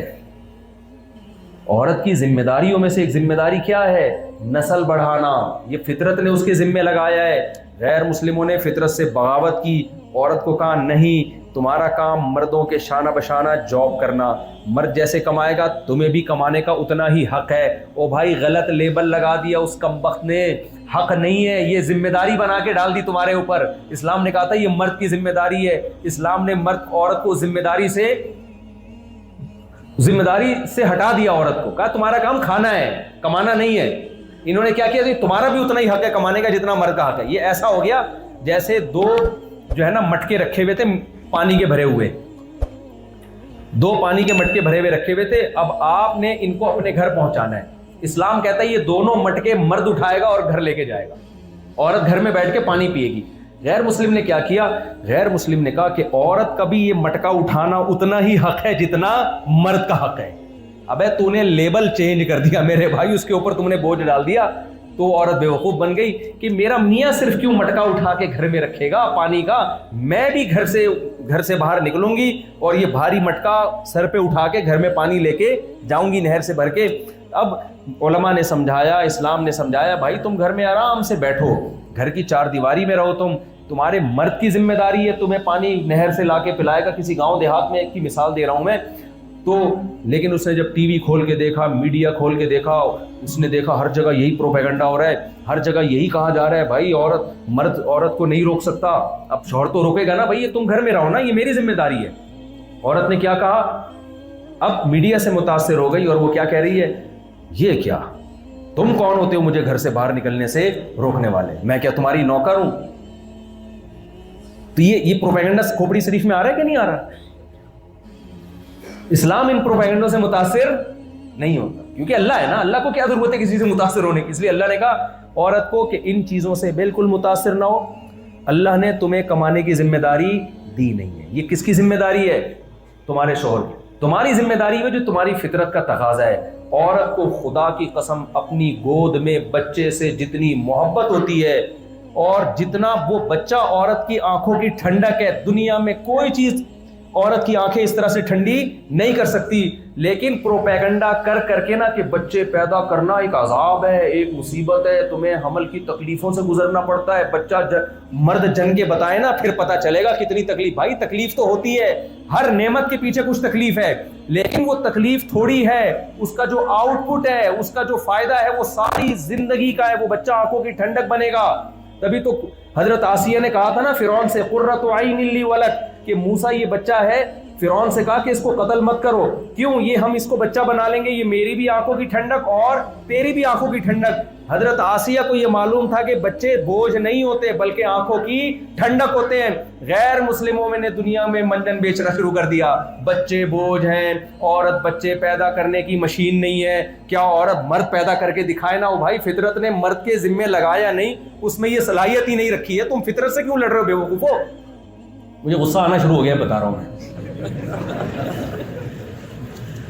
کس قدر کھوپڑی خراب کی ہے غیر مسلموں نے, اور ہمارے دیسی جو مسلمان ہیں جو ان بیوقوفوں کی باتوں میں آ رہے ہیں. ہر یونیورسٹی میں, ہر کالج میں, ہر اسکول میں لڑکی کو یہی سکھایا جا رہا ہے, تم نسل پیدا کر, بچے پیدا کرنے کی مشین ہو کیا؟ تمہارا بھی کمانا اتنا ہی حق ہے جتنا مرد کا حق ہے. نعرے تبدیل کر کے عورت کا بیڑا غرق. دیکھو فطرت کبھی تبدیل نہیں ہوتی, سائنس کتنی ترقی کر لے, بھوک کے لیے آپ کو روٹی ہی کھانی پڑے گی. پلاسٹک کے باکس آپ نہیں کھا سکتے کہ بھئی اب سائنس نے اتنی ترقی کر لی ہے تو اب مجھے کھانا کھانے کی ضرورت نہیں ہے, اب تو میں بہت ترقی یافتہ ہو گیا ہوں تو گلوکوز کی بوتلیں چڑھا کے چلا کروں گا میں زندگی. گلوکوز ہی آتا ہے نا روٹی کھانے سے, ڈائریکٹ گلوکوز کی. ڈاکٹر کیا کہا بھائی بیمار ہے تو چڑھا لے, ورنہ نارمل جو پراپر طریقہ ہے روٹی کھا کے گلوکوز بڑھاؤ جسم میں. یہ کون سا طریقہ ہے؟ یہاں سے ایک انجیکشن چینی کا لگایا اور جا رہا ہے مر جائے گا تھوڑے دنوں میں. اب آپ نے ڈاکٹر صاحب سے کہا ڈاکٹر صاحب سائنس نے اتنی ترقی کر لی, 10,000 سال پہلے انسان بھی کھانا ایسے ہی چبا چبا کے کھایا کرتا تھا, گھنٹے لگتے تھے, اب ہم بھی وہی اسی طریقے سے کھائیں. تو وہ کہے گا بھائی سائنس کی ترقی سے یہ ثابت ہو گیا ہے کہ فطرت کا کوئی آلٹرنیٹ نہیں ہے. ہو سکتا ہے 10,000 سال پہلے کسی انسان کو بیوقوف بنانا ممکن تھا, لیکن سائنس نے یہ ثابت کر دیا ہے کہ نیچر کا آلٹرنیٹ نہیں ہے. تو سائنسی ترقی سے یہ بات ثابت ہو گئی ہے کہ عورت کو بچے پیدا کرنے پڑیں گے. وہ گھر کی چار دیواری میں رہے گی تو سکون میں رہے گی, اس کو اولاد سے محبت ملے گی, اور میاں کی محبت بھی پراپر جب ملے گی جب اس کے بچوں کی ماں ہوگی وہ, ورنہ وہ بھی گرل فرینڈ کی طرح ٹیشو پیپر کی طرح یوز کر سکتا ہے اس کو. 6 بچے ہوں گے کہاں چھوڑے گا, اس کو پتا ہے ان کے ماں کہاں سے لاؤں گا میں. پہلے طلاقیں نہیں ہوتی تھی, بچے پیدا ہوتے تھے. طلاق دینا آسان کام نہیں, آدمی کہتا تھا یار 6 بچے کہاں پالوں گا, جیسی مرضی ہے برداشت کرو یار بچوں کی خاطر. اب پتا ہوتا ہے ایک آدھ ہے, کتنی طلاقیں. یہاں مجھے پتا چلا طلاق کا ریشو بہت بڑھ گیا, نسلیں روکی جا رہی ہے. پھر جب طلاق ہوگی تو آخر میں کیا ہوگی؟ تنہائیاں, بے وفائیاں, خودکشیاں, ڈپریشن. ایک ٹینشن سے بچنے کے لیے 20 ٹینشنوں میں اپنے آپ کو ڈال دیا. ایک آدمی کہتا ہے کھانا ہے بڑی ٹینشن ہے, پہلے چباؤ پھر نکلو پھر واش روم بھی, تو لہٰذا یہ ٹینشن فری زندگی, ٹائم بچاؤ, ترقی کرو, کھانا پینا چھوڑ دو. اسے کہا جائے گا یہ ٹینشن جو پہلی والی ٹینشن تھی نا تجھے بڑی بڑی ٹینشنوں سے بچا رہی تھی. تو عورت کے لیے اولاد وقتی طور پر ایک ٹینشن ہے, لیکن یہ ٹینشن اس کی نیچر کا حصہ ہے. اللہ نے بھی حمل کی تکلیفوں کو تکلیف مانا ہے, تبھی تو اللہ نے کہا حملتہ امہ کرہن ووضعتہ کرہا. جب بچہ پیٹ میں عورت اٹھاتی ہے تکلیف سے اٹھاتی ہے, تکلیف سے جنتی ہے, مانا ہے اللہ نے. اس کے باوجود اللہ نے کیا فرمایا؟ یہب لمن یشاء اناثا, جس کو چاہتا ہوں بیٹیاں گفٹ میں دیتا ہوں, جس کو چاہتا ہوں بیٹے گفٹ میں دیتا ہوں. تو اللہ اس تکلیف کو تحفہ قرار دے رہا ہے, پینلٹی قرار نہیں دے رہا. اس کا مطلب یہ وقتی تکلیف ہے, انجام کے اعتبار سے یہ گفٹ ہے خدا کی طرف سے. یہ ایسا ہی ہے جیسے آپ کے بہت شدید درد ہو رہا ہو, ڈاکٹر کہے میری طرف سے آپ کو ایک گفٹ ہے یہ انجیکشن پین کلر کا, اور جب لگایا آپ کی چیخ نکل گئی, آپ نے کہا یہ کیسا گفٹ ہے, اس سے تو مجھے تکلیف ہو رہی ہے. ڈاکٹر کہے تو بے وقوف ہے, تجھے کھوپڑی میں بھی ایک ٹیکا لگانے کی ضرورت ہے. بے وقوف, یہ وقتی ٹیکا ہے, یہ گفٹ اس لیے کہ بڑے درد سے تجھے بچا لے گا. تو اولاد بہت بڑا گفٹ ہے. تو بہت بڑے گفٹ تھوڑی ٹینشنوں سے ہی ملتے ہیں, حمل کی تکلیفیں اٹھانی پڑتی ہیں, کیونکہ عورت کو زیادہ فائدہ ہوتا ہے اولاد سے. اس کے لیے پہلے آنکھوں کی ٹھنڈک, تبھی تو دیکھو کیسے گود میں پکڑ کے بچوں کو, اندھی کے بچہ ہوا چوم چوم کے مار دیا اس نے, نظر تو آ نہیں رہا تھا نا. مسل مشہور ہے, اندھی کے بچہ ہوا چوم چوم کے مار دیا. جیسے ہمیں بھی بعض دفعہ خطرہ ہوتا ہے کہ عقیدت میں سیلفیوں کی وجہ سے لوگ عقیدت میں سیلفیاں لے رہے ہوتے ہیں اتنی کہ مجھے لگتا ہے کہ میں بے ہوشی نہ ہو جاؤں گا. پھر میں یہ کہتا ہوں اندھی کے بچہ ہوا چوم چوم کے مار دیا. تو بھائی اسلام کی طرف آؤ پورے. وہ جیسے وہ میں انگریز لڑکی کا واقعہ بتا رہا تھا نا, تو جب اسلام کی طرف آئی تو اس کو پتا چلا بھائی اسلام فیملی ویلیوز. تو اس نے گھر میں اس نے کہا 19 سال کی عمر میں شادی ہوئی تھی, اس کے یونیورسٹی میں اپنی ایجوکیشن مکمل کی. اس کے بعد اس وقت سے لے کر کہہ رہے 40 سال ہو گئے شادی کو, آج تک کہاں ہے وہ گھر کی چار دیواری کا مطلب یہ نہیں کہ بیگم کو کہیں لے کے نہیں جاؤ, گھماؤ پھراؤ بیگم کو, آپ اپنے ساتھ لے کے جاؤ. تو لیکن اس کی اصل ذمہ داری کیا ہے؟ گھر کمانا اس کے ذمے نہیں ہے. میرے بھائی اپنی خواتین کو گھر میں بند کرو. کیا کرو؟ جاب نہ. یہ کلچر اپنی سوسائٹی میں نہیں آنے دینا. میں تعریفیں نہیں کرتا اپنی میرے بھائی, مجھے بہت ڈر لگتا ہے, میرے تو ستاری کا معاملہ, اللہ نے پردے ڈالے ہوئے ہیں. لیکن میں بعض چیزیں اس لیے بتانی پڑتی ہیں کہ جو دعوے ہم نے 20 سال پہلے کیے تھے نا, لوگ مانتے نہیں تھے, تو اب وہ دعوے پورے ہوتے نظر آ رہے ہیں. تو موٹیویشن کے لیے بتانا پڑتا ہے. میرے گھر میں ہمیشہ سے الحمدللہ اچھے حالات رہے ہیں، لیکن ظاہر ہے تھوڑی بہت اونچی نیچ گھر میں ہوتی ہے. گھر والوں نے کہا بھائی یہ ساتھ میں مدرسہ ہے یہاں پڑھانے دو، مدرسے میں دین کی تبلیغ کے لیے کوئی پڑھائے ٹھیک ہے، یہ اسکول ہے یہاں پڑھانے دو. نیت یہ تھی کہ تھوڑا ہماری بھی کمائی ہو جائے گی. میں نے کہا نہیں بھائی، یہ ہمارے نظریے کے بولو خلاف. سوکھی روٹی قہوے میں ڈبو کے کھا لیں گے. ہماری پرمپرا ہے کہ ہمارے خاندانوں میں کماتا مرد ہے، عورت کھاتی ہے. اگر میں نے کمانے کی اجازت دے دی اس کا مطلب میرے خاندان کی ایسی کی تیسی.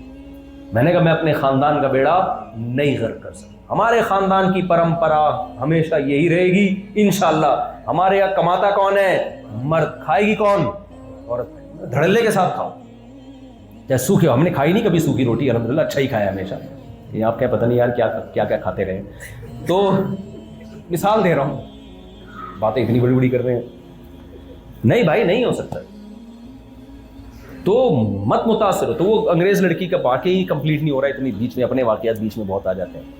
تو اس نے کیا کیا، اس نے کہا اچھا. اور میں حیران ہوتا ہوں، ہماری تو یہ حالت تھی. ہماری اس وقت ابھی چوتھی تو میری ابھی ہوئی ہے نا، چند سال 2-4 سال ہو گئے یا 2-2.5 سال ہو گئے، مجھے یاد بھی نہیں رہتا. کام کی بات یاد رہتی ہے کہ شادی ہوئی تھی، یہ یاد نہیں رہتا کہ کب ہوئی.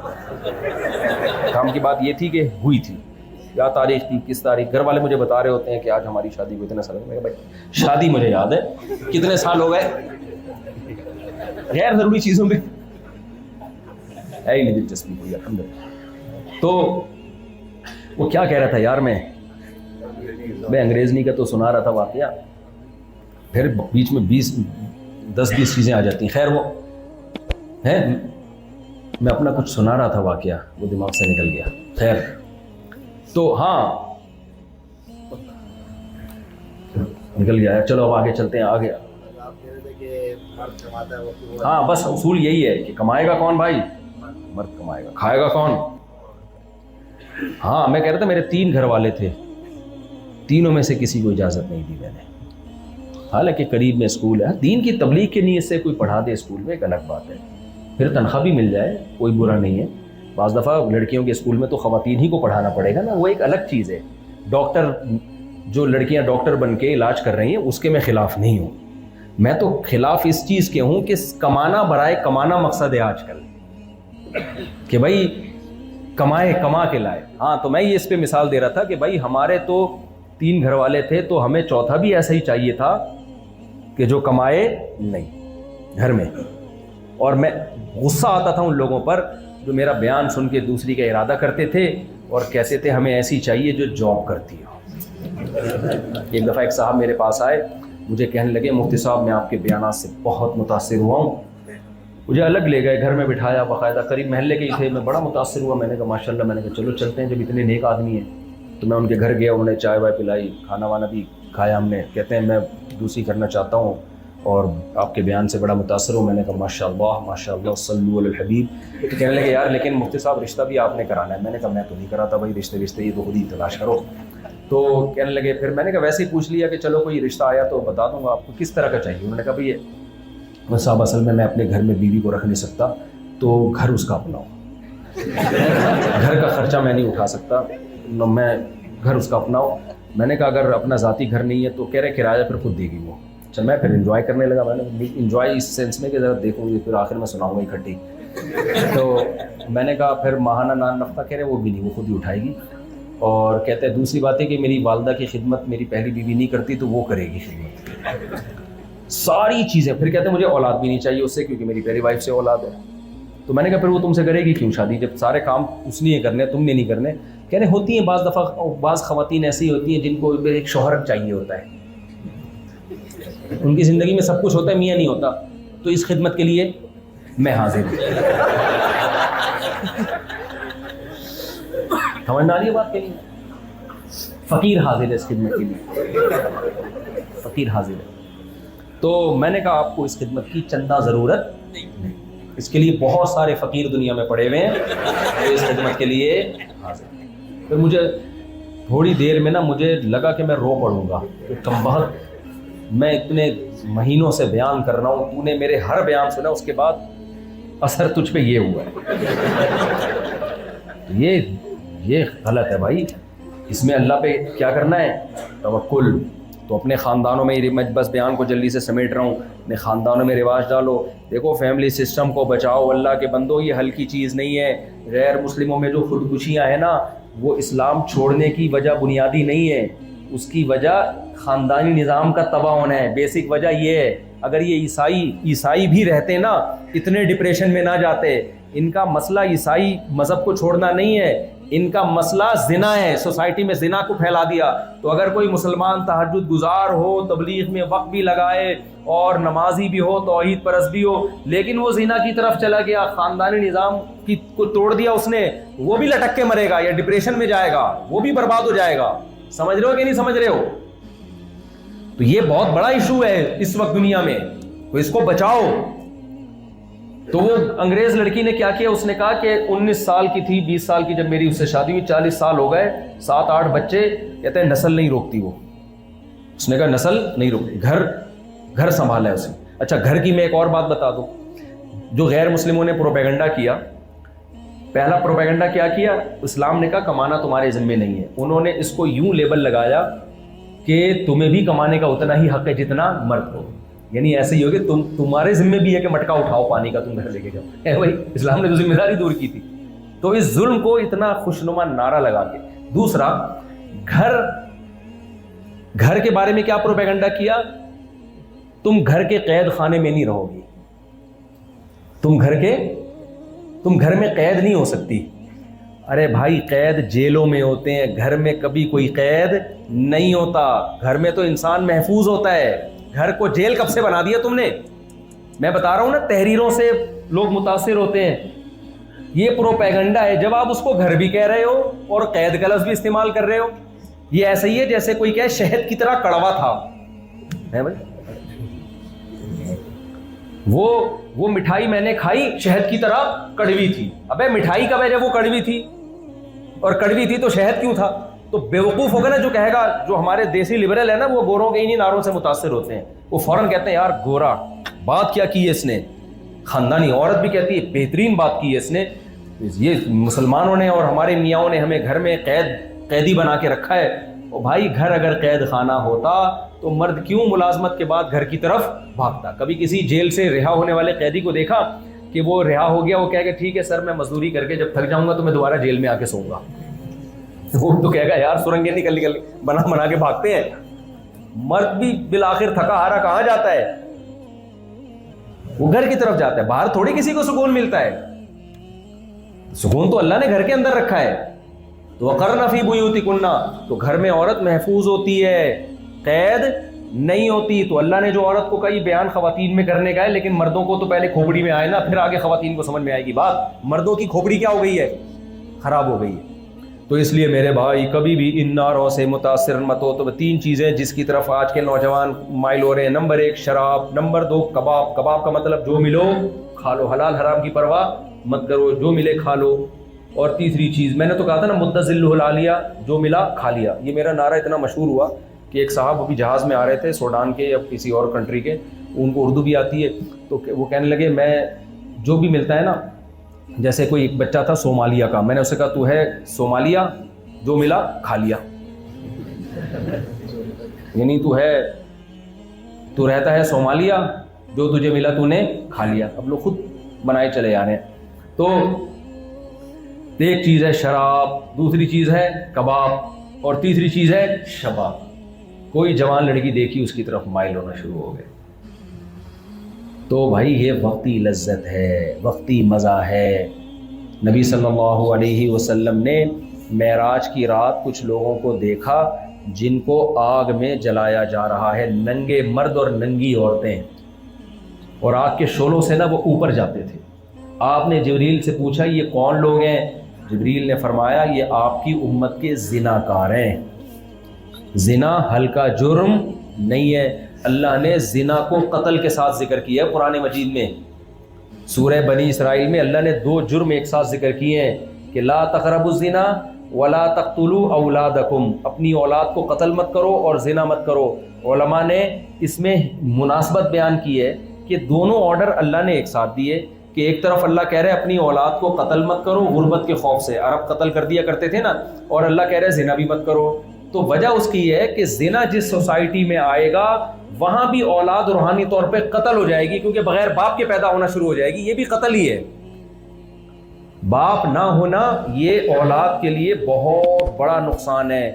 اسی وجہ سے اسلام نے اس بچے کو جس کا باپ مر جائے اس بچے کو الگ سے نام دیا ہے. کیا نام دیا؟ یتیم.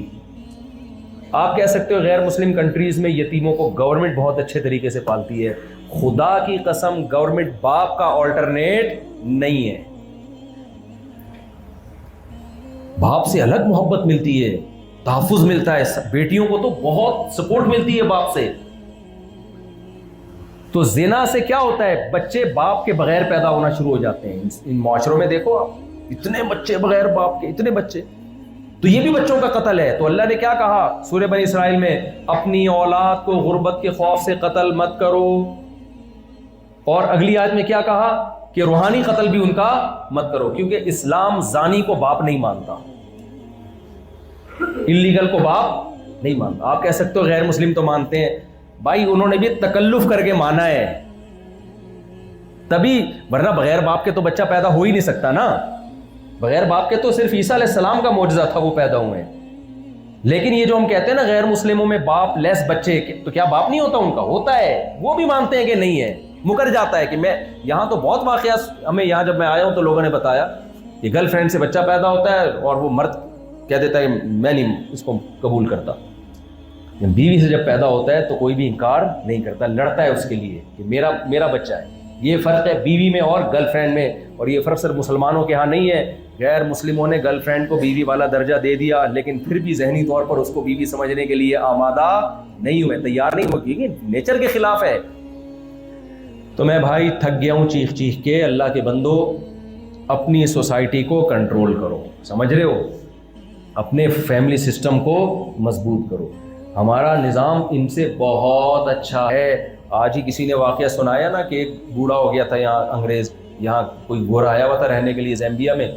تو اس نے جب بوڑھا ہو گیا تو اس نے کہا جب میں مروں گا نا تو مجھے جلا کے میری زمین میں دفن کر. آپ ہی سنا رہے تھے نا واقعہ؟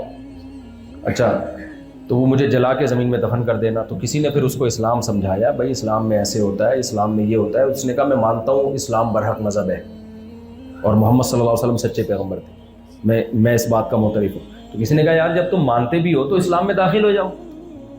ہے بھائی؟ اچھا وہ بوڑھا کوئی مرنے والا نہیں تھا، کوئی بیمار نہیں تھا. یہ بوڑھے لوگ ہوتے ہیں نا، ان کو خیال ہوتا ہے بھائی 5-6 سال 8-10 سال کے بعد تو مر ہی جانا ہے. تو اس نے ویسے ہی کہہ دیا کہ جب میں مروں گا تو میری زمین میں ہی مجھے جلا کے میری راکھ وہیں دفن کر دینا. تو پھر اس کو کسی نے سمجھایا بھائی مسلمان تو غسل کفن کرتے ہیں اور یہ، اور تو اس نے کہا میں مانتا ہوں کہ مذہب اسلام ہی ہے. تو کہا یار جب تم مانتے بھی ہو، اچھا اس نے کہا ایک اللہ ہے خدا، ٹھیک ہے نا. تو اس نے کہا سمجھانے والے نے کہ یار تم پھر اسلام قبول کر لو. تو اس نے کہا قبول کر لیتے ہیں. تو مسلمان ہو گیا اور اللہ کی قدرت 2 دن کے بعد اس کی موت واقع ہو گئی. حدیث میں آتا ہے نا بعض لوگ جہنم کے قریب پہنچتے ہیں یہاں تک کہ ایک بالش ان کا اور جہنم کا فاصلہ ہوتا ہے. ان کی تقدیر غالب آتی ہے، اللہ نے لکھی بھی ہوتی ہے اللہ کے علم میں پہلے سے ہوتا ہے نا کہ یہ بالکل مرنے سے پہلے جنت والے کام کرے گا. ایک صحابی تھے دشمن کی فوج میں نا، اس وقت وہ کافر تھے، لڑائی تیار تھی دونوں طرف سے. تو وہ دشمن کی فوج سے نکل کے نبی کے پاس آئے اور عرض کیا کہ یا رسول اللہ اگر میں کلمہ پڑھ لوں اور میں قتل ہو جاؤں تو میں کہاں جاؤں گا؟ آپ نے فرمایا جنت میں. اب اس کے دل میں تو تھا کہ یار یہ سچے پیغمبر ہیں، لیکن پتہ نہیں میں نے اتنے سال کفر میں گزارے اور میں ابھی لڑنے کے لیے آ گیا مسلمانوں کے خلاف، تو میں ابھی اسلام قبول کروں گا، پتہ نہیں میرا اسلام میں نے قبول کیا اور پتہ چلا میں مر گیا اور اللہ اٹھا کے جہنم میں پھینک دے کہ بھائی تو ابھی نیا آیا ہے، ٹھیک ہے نا، اور آتا ہی مر گیا. تو اس نے پہلے کنفرم کروایا، کنفرمیشن چاہیے مجھے کہ اگر میں آپ کی طرف سے لڑا اور بالفرض قتل ہو گیا، یقین تو نہیں ہے قتل ہونے کا، لیکن اگر ہو گیا تو پھر میرا بنے گا کہ آپ نے فرمایا جنت میں. کیسا ایمان تھا بھائی. ابھی دیکھو نا جس کو اسلام سمجھ میں آ گیا ایک ہی دفعہ میں آ جاتا ہے سمجھ میں، اور ہم لوگ ہیں پوری زندگیاں گزر گئی ہماری، کھوپڑی میں نہیں آ رہا ہماری. ابھی تک سمجھ میں نہیں آ رہا نماز جماعت سے پڑھنی ہے کہ نہیں پڑھنی ہے. ابھی تک سمجھ میں نہیں آ رہا کہ عورت نے پردہ کرنا ہے کہ نہیں کرنا ہے. ابھی تک سمجھ میں نہیں آ رہا کہ ماں باپ کے قدموں میں جنت تلاش کرنی ہے کہ نہیں کرنی ہے. ابھی تک سمجھ میں آ ہی نہیں رہا کہ بھائی کم عمری میں نکاح کرنا ہے. سمجھ رہے ہو, بالغ ہوتے ہی کیا کرنا ہے, نکاح کرنا ہے. نسل بڑھانی ہے, رشتہ داری توڑنے کے بجائے جوڑنی ہے. غریبوں پہ خرچ کرنا ہے, رشتہ داروں پہ خرچ کرنا ہے. بہت ساری باتیں بہت آسان ہیں لیکن ہماری کھوپڑی میں نہیں آ رہی. ان صحابی کے لیے بہت مشکل تھا اسلام قبول کرنے کے بعد. اتنا بڑا حکم, نماز روزے کا حکم نہیں, حکم یہ تھا یہاں سے لڑو. یہ آسان حکم ہے. ابے بھائی دونوں طرف سے لوگ توپے لے کے کھڑے ہوئے ہوں اور آپ کو حکم دیا جو اسلام, وہاں تو آپشن تھا بھاگ جاتے نا, یہاں تھوڑی آپشن ہوگا بھاگنے کا, کیونکہ یہاں تو بھاگنے پر بڑی وعیدیں ہیں. وہاں آپشن تھا کہ بھائی کافروں کی طرف سے آئے ہو مگر نہیں لڑو, پیچھے پیچھے رہو, اس پہ کوئی سزا نہیں ہے آخرت میں. یہاں یہ تھا کہ جو میدان جنگ سے بھاگے گا اتنی شدید وعید ہے اس پر قرآن کی. تو اب آپ بتاؤ ان کے لیے اسلام قبول کرنا کتنا مشکل کام تھا. قبول کرنے کے بعد اب بہادری سے لڑنا ہے انہوں نے, دونوں طرف توپیں ہوں, تلواریں ہوں, اور کوئی کہے کہ اسلام قبول کرنے کے بعد مجھے کیا کرنا ہے, آپ نے ان توپوں کا سامنا کرنا ہے. ہمارا اسلام کیا ہے, کیا کرنا ہے بھائی, فجر کی نماز پڑھنی ہے, آسان ہے. توپوں سے بہرحال کیا ہے, آسان. لیکن ان کا ایمان دیکھو, اس لیے جس کی سمجھ میں اسلام آ جائے نا اس کے لیے پھر لڑنا بھی آسان, مرنا بھی آسان, اور چار استغفر اللہ, اور جو ہے ماں باپ کی خدمت بھی. اب آج کل پتہ نہیں کیا ہونے لگا ہے, خود بخود کچھ چیزیں نکلتی ہیں, پھر میں واپس لے کے جاتا ہوں. تو اس کے لیے سب کچھ آسان ہے.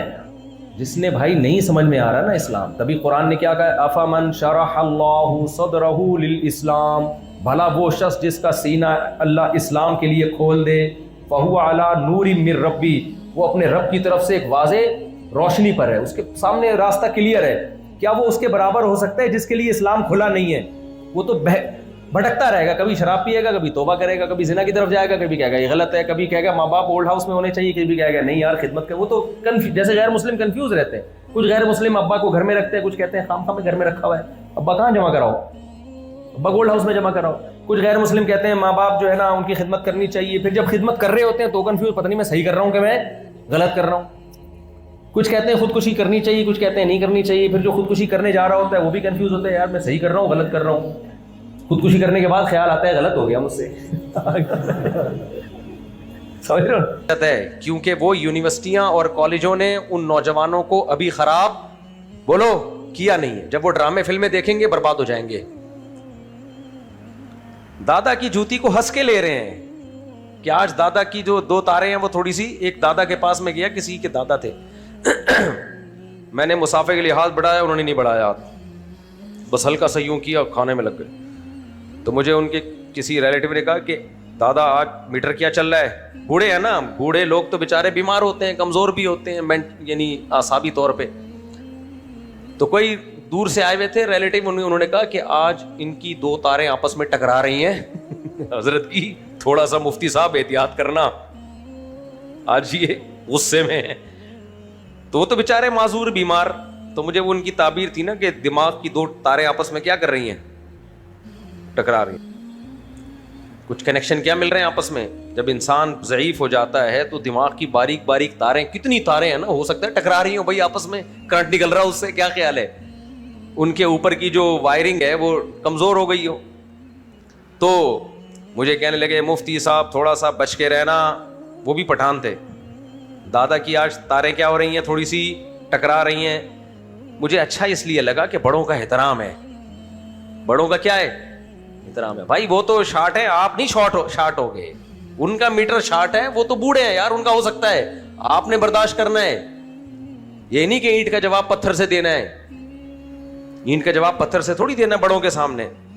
احترام تمیز مارکیٹ سے کیا ہو رہی ہے, شارٹ. تو میں نے وہ وزیرستان والے کو کہا کہ تم لاؤ اپنے بچوں کو یہاں کالج میں یونیورسٹیوں میں داخل کراؤ اور یہ ڈرامے دکھاؤ جو آج کل آ رہے ہیں. پھر جب تم دادا بنو گے تو پھر اپنے ساتھ حشر دیکھنا ہوگا کیا. وزیرستان سے ایک صاحب آئے ہمارے ادھر, کوئی یعنی ادھر کراچی میں رہنے لگے, میرے پاس آئے. پھر یہ بھی 25-30 سال پرانا واقعہ ہے کہنے لگے مفتی صاحب اپنے بچوں کو میں کراچی میں لے کر آیا ہوں, یہاں میں نے اسکول کالج میں ان کا ایڈمیشن دلایا ہے, اتنے بدتمیز بن گئے ہیں کہ میری سوچ سے بھی زیادہ. میں نے کہا کیا ہوا؟ کہہ رہے ہیں یار ہم تو اپنے ماں باپ کے سامنے اف بھی نہیں کرتے تھے, دادا پردادا دادی نانی ان کا ایسا احترام تھا ہمارے دلوں میں اور خدمت کے لیے بھاگتے تھے, اور میرے بیٹے بیٹیاں, میں کوئی بات کرتا ہوں آگے سے جواب دیتے ہیں. میں نے اسے جواب میں کہا ابتدائے عشق ہے روتا ہے کیا, آگے آگے دیکھیے ہوتا ہے کیا. ابھی تو خراب ہوئے نہیں ہیں, ہونا شروع ہو رہے ہیں. ابھی خراب ہوئے بولو نہیں. تعلیم کے نام پہ کلچر کی واٹ لگائی جا رہی ہے, تہذیب کا بیڑا غرق کیا جا رہا ہے. لیبل کیا لگایا جا رہا ہے؟ اچھی تعلیم. تعلیم تو ویسے ہی نہیں ہے, تربیت کا بیڑا غرق ہو رہا ہے یونیورسٹیوں میں اور بولو کالجز میں. اس وقت اگر امت کی تباہی اور بربادی کے سب سے بڑے ذمہ دار اگر کوئی ادارے ہیں نا تو ہماری یونیورسٹیاں اور کالجز ہیں. ایسی باتیں جب میں کرتا ہوں لوگ کہتے ہیں یہ مولوی تعلیم کے خلاف ہیں. تعلیم کے خلاف نہیں ہے میرے بھائی, اس ماحول کے خلاف ہیں جو تم تعلیم کے نام پہ ان کو پہنا رہے ہو. تعلیم پوری دنیا میں سیم ہوتی ہے. تعلیم میں کیا ہے؟ میتھ پڑھو گے تو 2+2=4, اس میں کیا کپڑے اتارنا سکھایا جا رہا ہے اس میں؟ بلکہ 4 میں تو اور دماغ چلتا ہے, 4 کر لو. 2+2=. ابے جب بچے پہاڑا یاد کرتے ہیں, ٹیبل یاد کرتے ہیں, 2 1 2 2 2 4, تو شروع میں ہی ان کا دماغ پازیٹیو وے میں جانا شروع ہو جاتا ہے. 2 2 تو شروع میں ہی دماغ ایک دم کلک کرتا ہے کہ یار بات ہی 4 سے شروع, استغفر اللہ میں کہیں اور نکل گیا. خیر, تو ایک تو میرا بھی یار دماغ کہیں اور چلا جاتا ہے. اللہ معاف فرمائے, اللہ معاف فرمائے. اللہ بہت غفور رحیم ہے, معاف کرنے والا ہے. خیر, آپ ٹینشن نہ لیں. تو مجھے کہنے لگے مفتی صاحب میرے بچے بگڑ رہے ہیں, بیٹے بھی اور بیٹیاں بھی, بھتیجے. ان کا نا ٹرک اڈا نہیں ہے, ٹرک اسٹینڈ میں بڑا بزنس تھا, وزیرستان سے ٹائروں کا کاروبار تھا ان کا. تو وزیرستان سے وہ موو کہاں ہو گئے؟ ماڑی پور میں ٹرک اڈا میں, ٹرک اسٹینڈ ہے نا, یعنی یہاں پر بزنس موو کیا. تو پھر انہوں نے کہا جب بزنس یہاں ہے تو پوری پریوار کو کہاں لے آئے؟ وہ کراچی میں لے آئے. اور ماشاء اللہ بیڑا کیا ہونے لگا؟ بچوں کا بیڑا کیا ہونے لگا؟ بولو نا, غرق. تمیز مارکیٹ سے شارٹ. تو میں نے کہا ابتدائے عشق ہے روتا ہے کیا, آگے آگے دیکھیے ہوتا ہے کیا. میرے پاس پتہ ہے کیوں آئے تھے کہ آپ کچھ ہمارے گھر میں آؤ, بیانات کرو. یہ بات بہت پرانی ہے, میرا خیال ہے 98 99 نہیں 2002-3 کی بات کر رہا ہوں, 2002 یا 3 کی بات کر رہا ہوں. اس وقت تو پھر بھی تھوڑی سی تمیز مارکیٹ میں چل رہی تھی, سوشل میڈیا تو تھا ہی نہیں اس وقت اس ٹائپ کا. مجھے کہنے لگے میرے بنگلے میں آؤ, کچھ بیعت کرو. بڑے مالدار تھے ماشاءاللہ, کچھ بچوں کو سمجھاؤ سکھاؤ. خیر میرے لیے جانا مقدر نہیں ہوا کیونکہ میں بزی تھا. تو میں نے کہا بھائی جن اداروں میں پڑھا رہے ہو اس کا رزلٹ یہی نکلے گا. اور میں نے کہا ابھی تو آپ اپنے بڑھاپے کا انتظار کرو, ابھی تو آپ کے دادا اور آپ کے ساتھ یہ سلوک ہو رہا ہے. بڑھاپے میں تو میرے بھائی جو ہونے والا ہے, آپ کو وہ ڈائلاگ یاد آئے گا, تیرا کیا ہوگا کالیا. بڑھاپے میں تیرا کیا ہوگا, تیرا کیا ہوگا کالیا. تو وجہ اس کی یہ ہے کہ ان کو یونیورسٹیوں میں یہ سکھایا جا رہا ہے کہ تم انڈیپینڈنٹ ہو. میرا جسم میری, بولو نا جملہ تو مکمل کرو, میرا جسم میری مرضی, میں آزاد ہوں. پیرنٹس سے جو بچے پیدا ہوتے ہیں یہ ایک سائنسی حقیقت ہے, اس سے زیادہ اس کا کوئی تعلق. بھائی جو پیرنٹس کا, جو قرآن نے کہا ماں نے تکلیفیں اٹھائیں, ماں کا حق ہے, وہ دودھ پلاتی ہے, باپ چھت میسر کرتا ہے, اس کے بلڈ سے اللہ نے تمہیں پیدا کیا. وَأُولُو الْأَرْحَامِ بَعْضُهُمْ أَوْلَىٰ بِبَعْضٍ کی فِي کتاب اللہ. جتنے بھی رشتہ دار ہیں ان سے تمہارا ایک ریلیشن ہے, بلڈ ریلیشن, خونی رشتے ہیں, تو یہ سب سے پہل ہیں. کچھ بھی احسان نہ ہو, رشتہ تو ہے نا, بلڈ ریلیشن تو ہے, اللہ نے ان کے جسم سے تمہیں پیدا کیا, یہ ریلیشن بھی اللہ مانتا ہے چاہے ان کے احسانات نہ بھی ہوں. بس یہ جو ریلیشن ہے خون, اس کی بڑی ویلیو ہے اسلام میں. نبی کریم صلی اللہ علیہ وسلم جب مکہ سے ہجرت کر کے مدینہ آئے تو سب صحابہ اس انتظار میں تھے ہمارے ہاں ٹھہریں. آپ نے فرمایا نا نا نا، این اخوال بنی عبد المطلب، میرے دادا کا ننیال ہے یہاں پہ، یعنی میرے رشتہ دار نکل رہے ہیں یہاں پہ. تو جب تک رشتہ دار ہیں، غیر رشتہ داروں کے گھر کیوں جاؤں میں؟ اور رشتہ دار کیا تھے؟ عبد المطلب جو میرے دادا، ان کا ننیال. کتنی دور کا رشتہ نکالا کہ نہیں نکالا؟ اب کوئی کہے بھائی آپ کے دادا کے ننیال کے آپ پر کیا احسانات ہیں؟ بھائی احسانات چھوڑو، جب تک ریلیشن ہے، خونی رشتہ موجود ہے، تو رشتوں کو ہمیشہ غیروں پر ترجیح دی جائے گی. نہیں آئی میرا خیال ہے بات سے بات نکل رہی ہے، کیا کروں، ٹاپک سے ہٹ جاتا ہوں پھر میں. تو آپ نے کون سے ایم اے اسلامیات کے پیپر دینے میرے بھائی؟ تو ہم تو اصلاحی بات کریں گے نا، جو بات فائدے مند ہوگی وہ مارکیٹ میں پارسل کر دینی چاہیے. ہمارے ایک جاننے والا تھا، انہوں نے کیا کیا، ایک سائیکل تھی ان کے پاس. اس زمانے میں سائیکل کی بھی بڑی ویلیو ہوتی تھی، اچھی سائیکلیں. یہ بات بھی بہت پرانی کر رہا ہوں، وہی میرا خیال ہے 90s کی بات کر رہا ہوں. تو وہ بھائی کو جب باہر جاب لگ گئی تو اس نے اپنی سائیکل گفٹ کی. چھوٹا بھائی بھی تھا، وہ چاہتا تھا مجھے دے دو، اور ایک دوست تھا وہ چاہتا تھا مجھے دے دو. اس نے کیا کیا، وہ چھوٹے بھائی کو ناراض کر کے کس کو دے دی سائیکل؟ دوست کو دے دی. تو ہمارے جو دوست احباب تھے اس چیز کو بڑی اچھی نظر سے دیکھا کہ یار دوستی کا حق نبھایا اس نے. کیا نبھایا؟ دوستی کا حق نبھایا. یہ ہوتی ہے دوستی. ہمارا چونکہ ہمارے والد صاحب تبلیغ میں ہوتے تھے، دینی باتیں کرتے تھے، ہماری سوچ کافی حد تک صحیح ٹریک پہ آ چکی تھی. مجھے یاد ہے میں نے اپنے دوستوں سے کہا کہ غلط کیا. اللہ تعالیٰ نے بھائی کے رشتے کو دوست کے رشتے پر بولو مقدم کیا. یہ غیروں کی تعلیمات ہیں، اسلامی تعلیمات یہ نہیں ہے. بھائی پہلے ہے، دوست بولو بعد میں. بھائی پہلے ہے، کوئی وجہ نہ بھی ہو، بس اللہ نے کہہ دیا نا، بس ختم. میں نے کہا مرو گے وراثت بھائی کو ملے گی، دوست کو ملے گی ہے. اور کمال کی بات یہ ہے کہ جب کوئی بڑا واقعہ ہوتا ہے لوگ بھائی کو فون کرتے ہیں، دوست کو نہیں کرتے فون. سب سے پہلے کسی ریلیٹو کا نمبر نکالتے ہیں. خیر، تو کہاں سے کہاں نکل لیے ہم. تو میں یہ کہہ رہا تھا، وہ وزیرستان والے ہمارے دوست تھے، ان سے میں نے کہا ابتدائی عشق خیر ہوتا ہے کیا، آگے آگے دیکھیے ہوتا ہے کیا. میں نے کہا بھائی ان کو یونیورسٹیوں میں یہ پڑھایا جا رہا ہے، بعض دفعہ پڑھایا ایسے نہیں جا رہا ہوتا، ذہن بنایا جا رہا ہوتا ہے، ذہن بنایا جا رہا ہوتا ہے. مثال کے طور پر کچھ چیزیں تعلیم دی جاتی ہیں منہ سے بول کے نہیں، اپنے عمل سے. آپ کا ایٹیٹیوڈ ایسا ہوتا ہے کہ سامنے والا کا یہ مزاج بننا شروع. مثال کے طور پر کچھ اسکالرز ایسے ہیں، ان کی کتابیں پڑھیں یا ان کی تقریریں سنیں، وہ کسی عالم کی مخالفت نہیں کر رہے ہوتے، لیکن ان کی تقریریں سن کے پڑھ کے انسان سب کے خلاف ہو جاتا ہے. ایسا لگتا ہے بس یہی دنیا میں ایک نازل ہوا، باقی سارے کیا ہیں، سارے خراب ہیں. یعنی مائنڈ ایسا بن جاتا ہے. اسی طرح یاد رکھو، کچھ لوگ گھروں میں ماحول ایسا بناتے ہیں، زبان سے کچھ نہیں کہتے، ماحول ایسا بناتے ہیں کہ اولاد بدتمیز بن جاتی ہے. اولاد کیا بن جاتی ہے؟ بدتمیز. مثال کے طور پر آپ اپنے بچوں کے سامنے اپنے باپ کا احترام نہیں کر رہے، تو آپ کے بچے تمیزدار بنیں گے یا بدتمیز بنیں گے؟ بولو نا. آپ صبح و شام اپنی اولاد کو ماں باپ کے احترام پر تقریریں سناؤ، لیکن بچے دیکھ رہے ہیں کہ ہمارا ابا اپنے ابا کے سامنے اونچی آواز سے بات کرتا ہے. تو آپ زبان سے کچھ نہیں کہہ رہے، آپ کے عمل سے آپ کی اولاد آٹومیٹیکلی کیا بن رہی ہے؟ بولو یار، آپ لوگ تو بول ہی نہیں رہے، بدتمیز بن رہی ہے. تو بول لینا، اس میں کیا جا رہا ہے. آپ کی بیگم آپ کے سامنے چیختی ہے، آپ کہیں مجھے کیسے پتہ چل گیا؟ آپ کہہ سکتے ہیں مفتی صاحب ہمارے گھروں کی باتیں آپ کو کون بتا رہا ہے؟ میں کہہ رہا ہوں بالفرض چیختی ہے. یہ بالفرض کا لفظ یہاں مقدر ہے، چھپا ہوا ہے.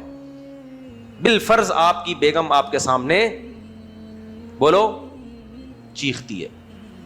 بچے بھی دیکھ رہے ہوتے ہیں، بیٹیاں بھی دیکھ رہی ہوتی ہیں.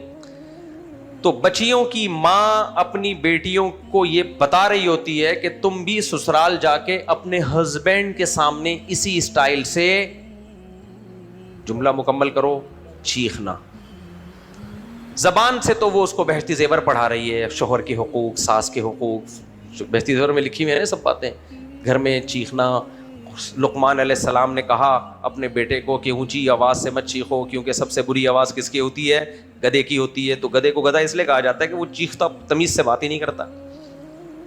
دیکھو بلی کو جب کوئی کام کی ضرورت ہو تمیز سے بتا دے گی, میاؤں میاؤں کرے گی, آپ سمجھ جاؤ گے کچھ بھوک لگ رہی ہے. گدھا وہی بات جو بلی آرام سے کر رہی تھی, گھوڑا آرام سے کر رہا تھا, گائے آرام سے کر رہی تھی, وہی بات جب گدھا کرتا ہے کہ مجھے گھاس چاہیے, یا لوڈ زیادہ رکھ دیا, تھوڑا سا سریا اتار اس پہ سے. یہی ہوتا ہے نا گدھے کے دو ہی مسئلے ہوتے ہیں گدھے کے ساتھ, لوڈ زیادہ ڈال دیا اس کے اوپر, یا اس کو بھوک لگ رہی ہے. تو گدھا یہ بات تمیز سے کرنے کے بجائے کیا کرے گا؟ پورے پریشر کے ساتھ اپنے پھیپھڑوں میں ہوا بھرے گا, اتنی ہوا بھر لے گا کہ دنیا میں آکسیجن کا لیول اسی وقت, اگر سارے گدھے ایک ساتھ چیخنا شروع کر دیں میرا خیال ہے ہم سب دم گھٹنے سے مر جائیں, اتنی آکسیجن کھینچ لیتا ہے. اور اس کے بعد پورے پریشر کے ساتھ آواز نکالتا ہے, اور پھر جو گیئر مارتا ہے نا بار بار, پھر پریشر سے آواز کھینچے گا, پھر نکالے گا. بھائی بھائی یہ بات آرام سے بھی کہی جا سکتی ہے یار. تو گھروں میں کچھ بچے ایسے ہوتے ہیں آرام سے بات کر رہے ہیں, کچھ ماں باپ ایسے ہوتے ہیں کوئی بات سمجھانی ہو آرام سے سمجھاتے ہیں. بیگم آرام سے اپنے ہسبینڈ کو بول دیتی ہے, ساس بہو کو آرام سے کہہ دیتی ہے بیٹا تم میرے بچوں کی طرح ہو, مجھے بھی روٹی پکانی نہیں آتی تھی, اب تم آئی ہو تو تھوڑا سا ظاہر ہے جیسے میں سیکھی تھی تو تھوڑا سا تم بھی آہستہ آہستہ انشاءاللہ سیکھ جاؤ گی, کوئی بات نہیں, بہت اچھی روٹی ہے, تمہارے حساب سے تم نے بہت اچھی روٹی بنائی. تمیز سے اس کو محبت سے سمجھا. لیکن ایسا مارکیٹ میں ہوتا نہیں ہے. اسٹائل وہی ہوتا ہے جو کس کا ہے؟ گدھے کا. بعض دفعہ وہ اسٹائل مانوی طور پہ ہوتا ہے, یعنی لہجہ تو بڑا نرم ہوتا ہے لیکن اس کے اندر اتنی تلخی بھری ہوئی ہوتی ہے کہ آگ لگ جاتی ہے تن بدن میں. مثال کے طور پر ساس بہو کو بول دے, بڑے آرام سے بولے, ایک تو چیخ کو بولے تجھے روٹی پکانی نہیں آتی, تجھے تمیز نہیں ہے. ایک ہے کہ آرام سے بولے اور صرف بڑے میٹھے لہجے میں بول لے کہ تمہاری ماں نے تمہیں روٹی بھی نہیں سکھائی, یہ بھی ہمیں سکھانا پڑے گا, یعنی کہ تمہاری ماں نے تو کچھ سکھایا ہی نہیں. بڑے آرام سے کہا لیکن تن بدن میں آگ لگا دی بہو. اور آج کل جو مارکیٹ میں بہویں آ رہی ہیں وہ پھر اس جو ریپلائی دیتی ہیں نا وہ تو ایسی آگ لگتی ہے کہ الامان والحفیظ. وہ پہلے زمانے میں نیک شریف شرفا بہویں ہوتی تھیں, وہ بیچاری ڈپریشن کی مریض بن کے مر جاتی تھی ایک دن ساسوں کے تانوں سے. آج کل وہ اینٹ کا جواب کس سے دیا؟ اماں ابا کو نہیں مان رہی, وہ ساس کو کہاں سے مانے گی؟ خیر, تو ایسا رپلائی ہوتا ہے. تو یہ ہے ماحول بنانا. آپ گھر کا ماحول کیا کر رہے ہو؟ خراب. ہم جب حضرت مفتی رشید احمد صاحب رحمہ اللہ تعالی کے پاس گئے, دیکھو کچھ مولانا لوگ ممبر پہ بلا وجہ چیخ رہے ہوتے ہیں, بلا وجہ. ایک تو بعض موقع پہ جذباتی ہو کے جوشیلی تقریر وہ تو بنتی ہے, ٹھیک ہے. بعض ٹاپک ایسے ہوتے ہیں آرام سے بھی کہے جا سکتے ہیں لیکن وہ بلا وجہ ممبر پہ 2-2 فٹ اچھل رہے ہوتے ہیں, ہاں ہو ہی ہاں, اور ہر بات کو مناظرے کے انداز میں بیان کر رہے ہوتے ہیں, ہر بات پہ مناظرے کا چیلنج, یہ میرے سامنے بیٹھ جائے میں یہ کر دوں گا. تو ان کو سننے والے اسی طرح کے بدتمیز بن جاتے ہیں. ان کو سننے والے بولو ہر بات کو لائٹ موڈ میں لینے کے بجائے وہ ہر بات کو میں جذباتی ہو رہے ہوتے ہیں, ہر بات میں چھوٹی چھوٹی باتوں پہ مناظرے, اور ایک آرام سے ایک بات کو لیا جا سکتا ہے اس کے بجائے جیسا آپ کا مینٹور ہوگا نا, آپ جس کی تقریریں سنتے ہو, جس کو زیادہ تر دیکھتے اور سنتے ہو, آپ کا مائنڈ بالکل ویسا بننا شروع ہو جاتا ہے, آپ بھی ویسے ہی ہو جاتے ہو تھوڑے دنوں میں. ہمارے نبی صلی اللہ علیہ وسلم کی آواز پست تھی اور بات کرتے تھے تو ایسے جیسے منہ سے پھول جھڑتے ہیں. نصیحت کا انداز انتہائی میٹھا, کبھی آپ کو چیختے چلاتے نہیں دیکھا گیا. اسی وجہ سے صحابہ کا ذہن بھی ایسا ہی بن گیا تھا.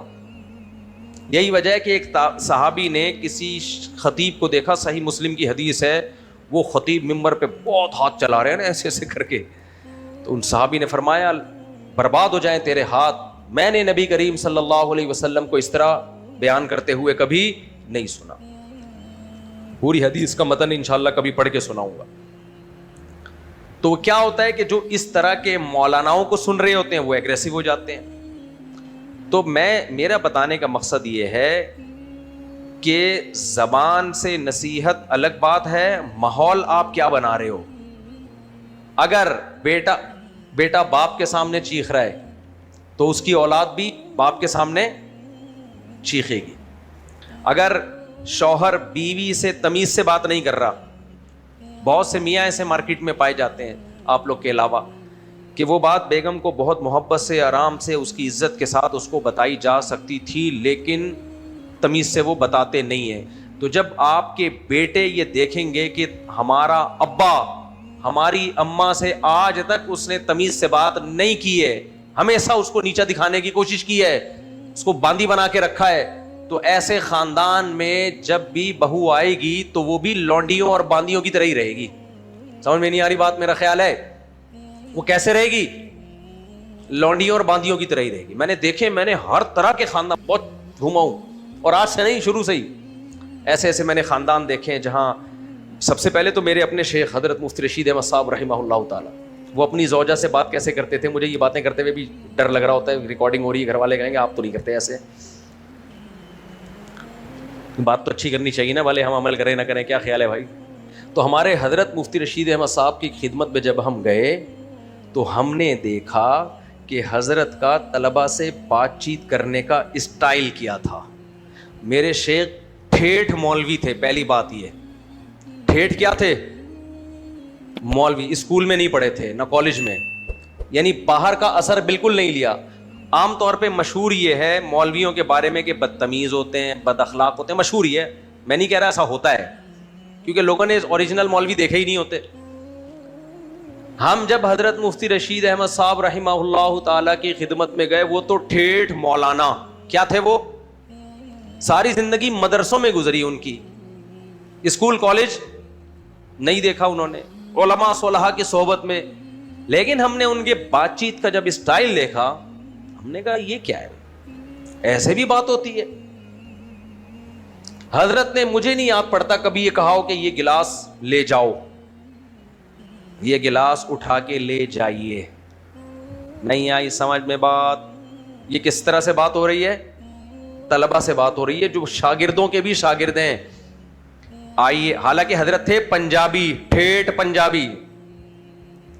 نہیں آئی سمجھ میں؟ لدھیانہ کے پنجابی تھے, صحیح ہے نا. حضرت کی جو مدر لینگویج تھی وہ کیا تھی؟ پنجابی.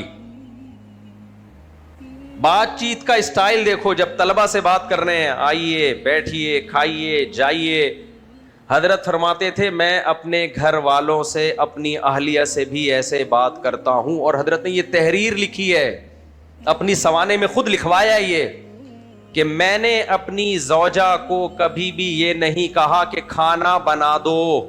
یہ الفاظ بولو نیا, کھانا بنا دو کہتے ہیں, اس سے نوکروں والی اسمیل آتی ہے. اس جملے سے نوکروں کو کہا جاتا ہے یہ کر دو وہ کر دو. بیوی نوکر نہیں ہے, شریک حیات ہے. آپ لوگ بے ہوش نہ ہو جائیں کہیں, گرمی پہلے ہی بہت زیادہ ہو رہی ہے. حضرت فرماتے تھے بیوی لونڈی یا نوکر نہیں ہے, وہ شریک حیات ہے. تو حضرت فرماتے تھے گھر کے کام تو بیوی نہیں کرنے ہیں نا, باہر کے کام مرد کے ذمے, گھر کے کام کس کے ذمے؟ عورت کے ذمے.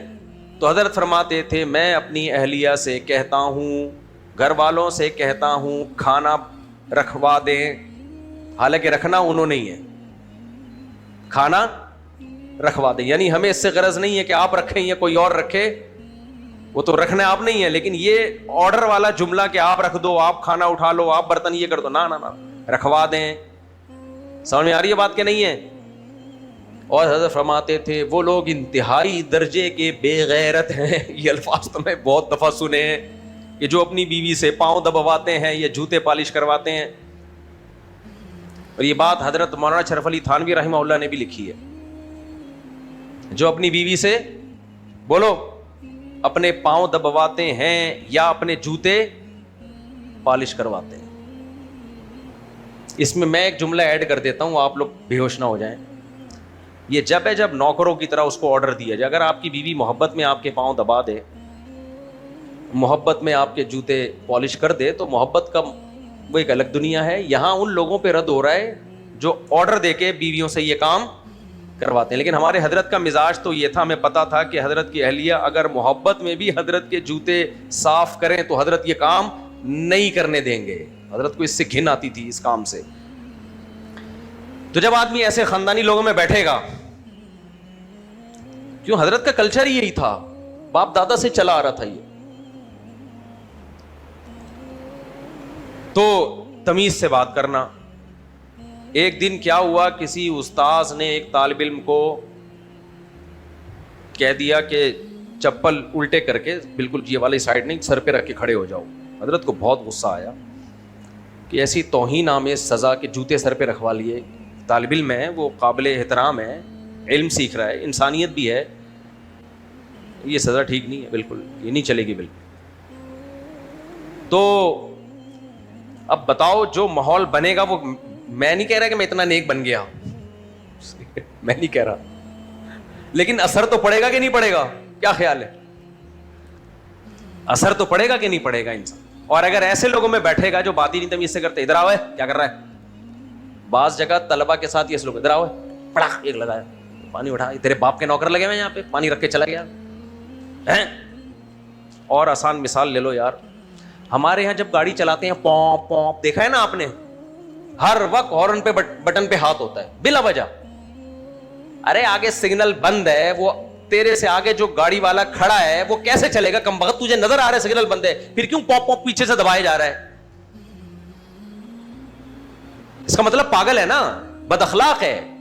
دیکھو چیخا صرف منہ سے نہیں جاتا, باجوں سے بھی چیخا جاتا ہے. کوئی بھی چیز ڈھپ ڈھپ بجانا شروع کر دو, اس کا مطلب چیخ رہے ہو آپ. یہ میں نے یہاں بہت دیکھا ہے.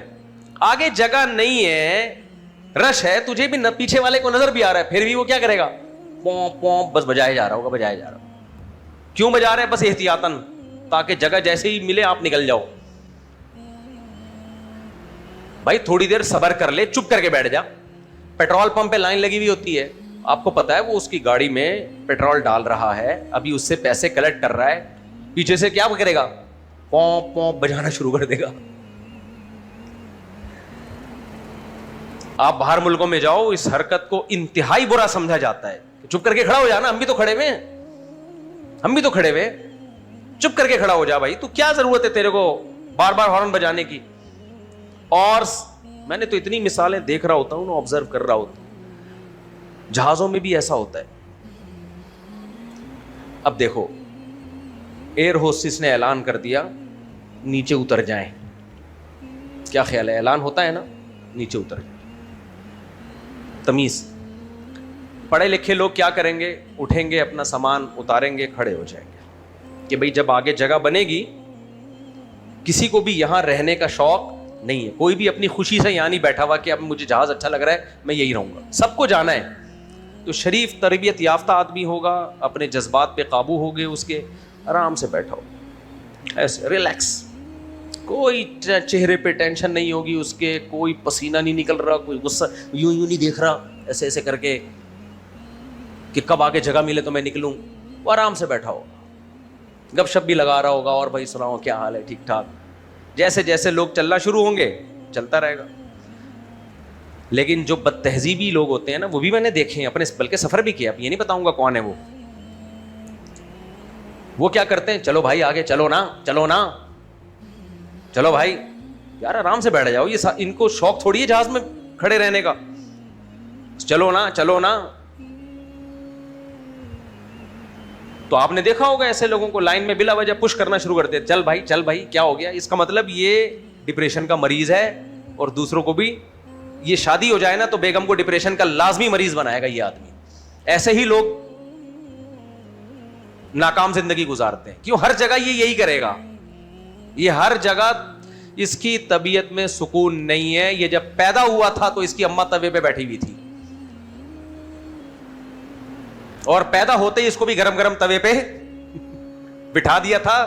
اب یہ گرم توے پہ بیٹھنے کا عادی ہے, لہذا جیسے گرم توے پہ انسان ٹک کے نہیں بیٹھ سکتا, ہلتا رہے گا ساری زندگی. یہ کیا کرے گا, ہلتا رہے گا. اس کی طبیعت میں چین اور سکون بولو نہیں, آرام سے نہیں بیٹھے گا. اب یہ کہیں, ہمارے ایک دوست تھے, ان کو نہیں پتا چلے گا ان کی غیبت ہو رہی ہے, کسی کو نہیں پتا چلے گا, تو غیبت ہے ہی نہیں جب پتہ ہی نہیں چل رہا. مجھے یاد ہے ایک دن مجھے اپنے گھر لے کر گئے چائے پلانے کے لیے, یہ بھی 2000 کا واقعہ ہوگا میرا خیال. اپنے گھر لے گئے. مجھے پتا چلا تھا کہ ان کے گھر میں بیگم سے جھگڑے بہت ہوتے ہیں, اور 1-2 بیویوں کو ان کی طلاق بھی ہو چکی ہے, طلاق کے بعد پھر شادی کی, پھر طلاق کے بعد پھر شادی کی, اس طرح سے چل رہا تھا سیٹ اپ. خیر وہ ان کا ذاتی معاملہ تھا, میں نہیں گھسا اس معاملے میں.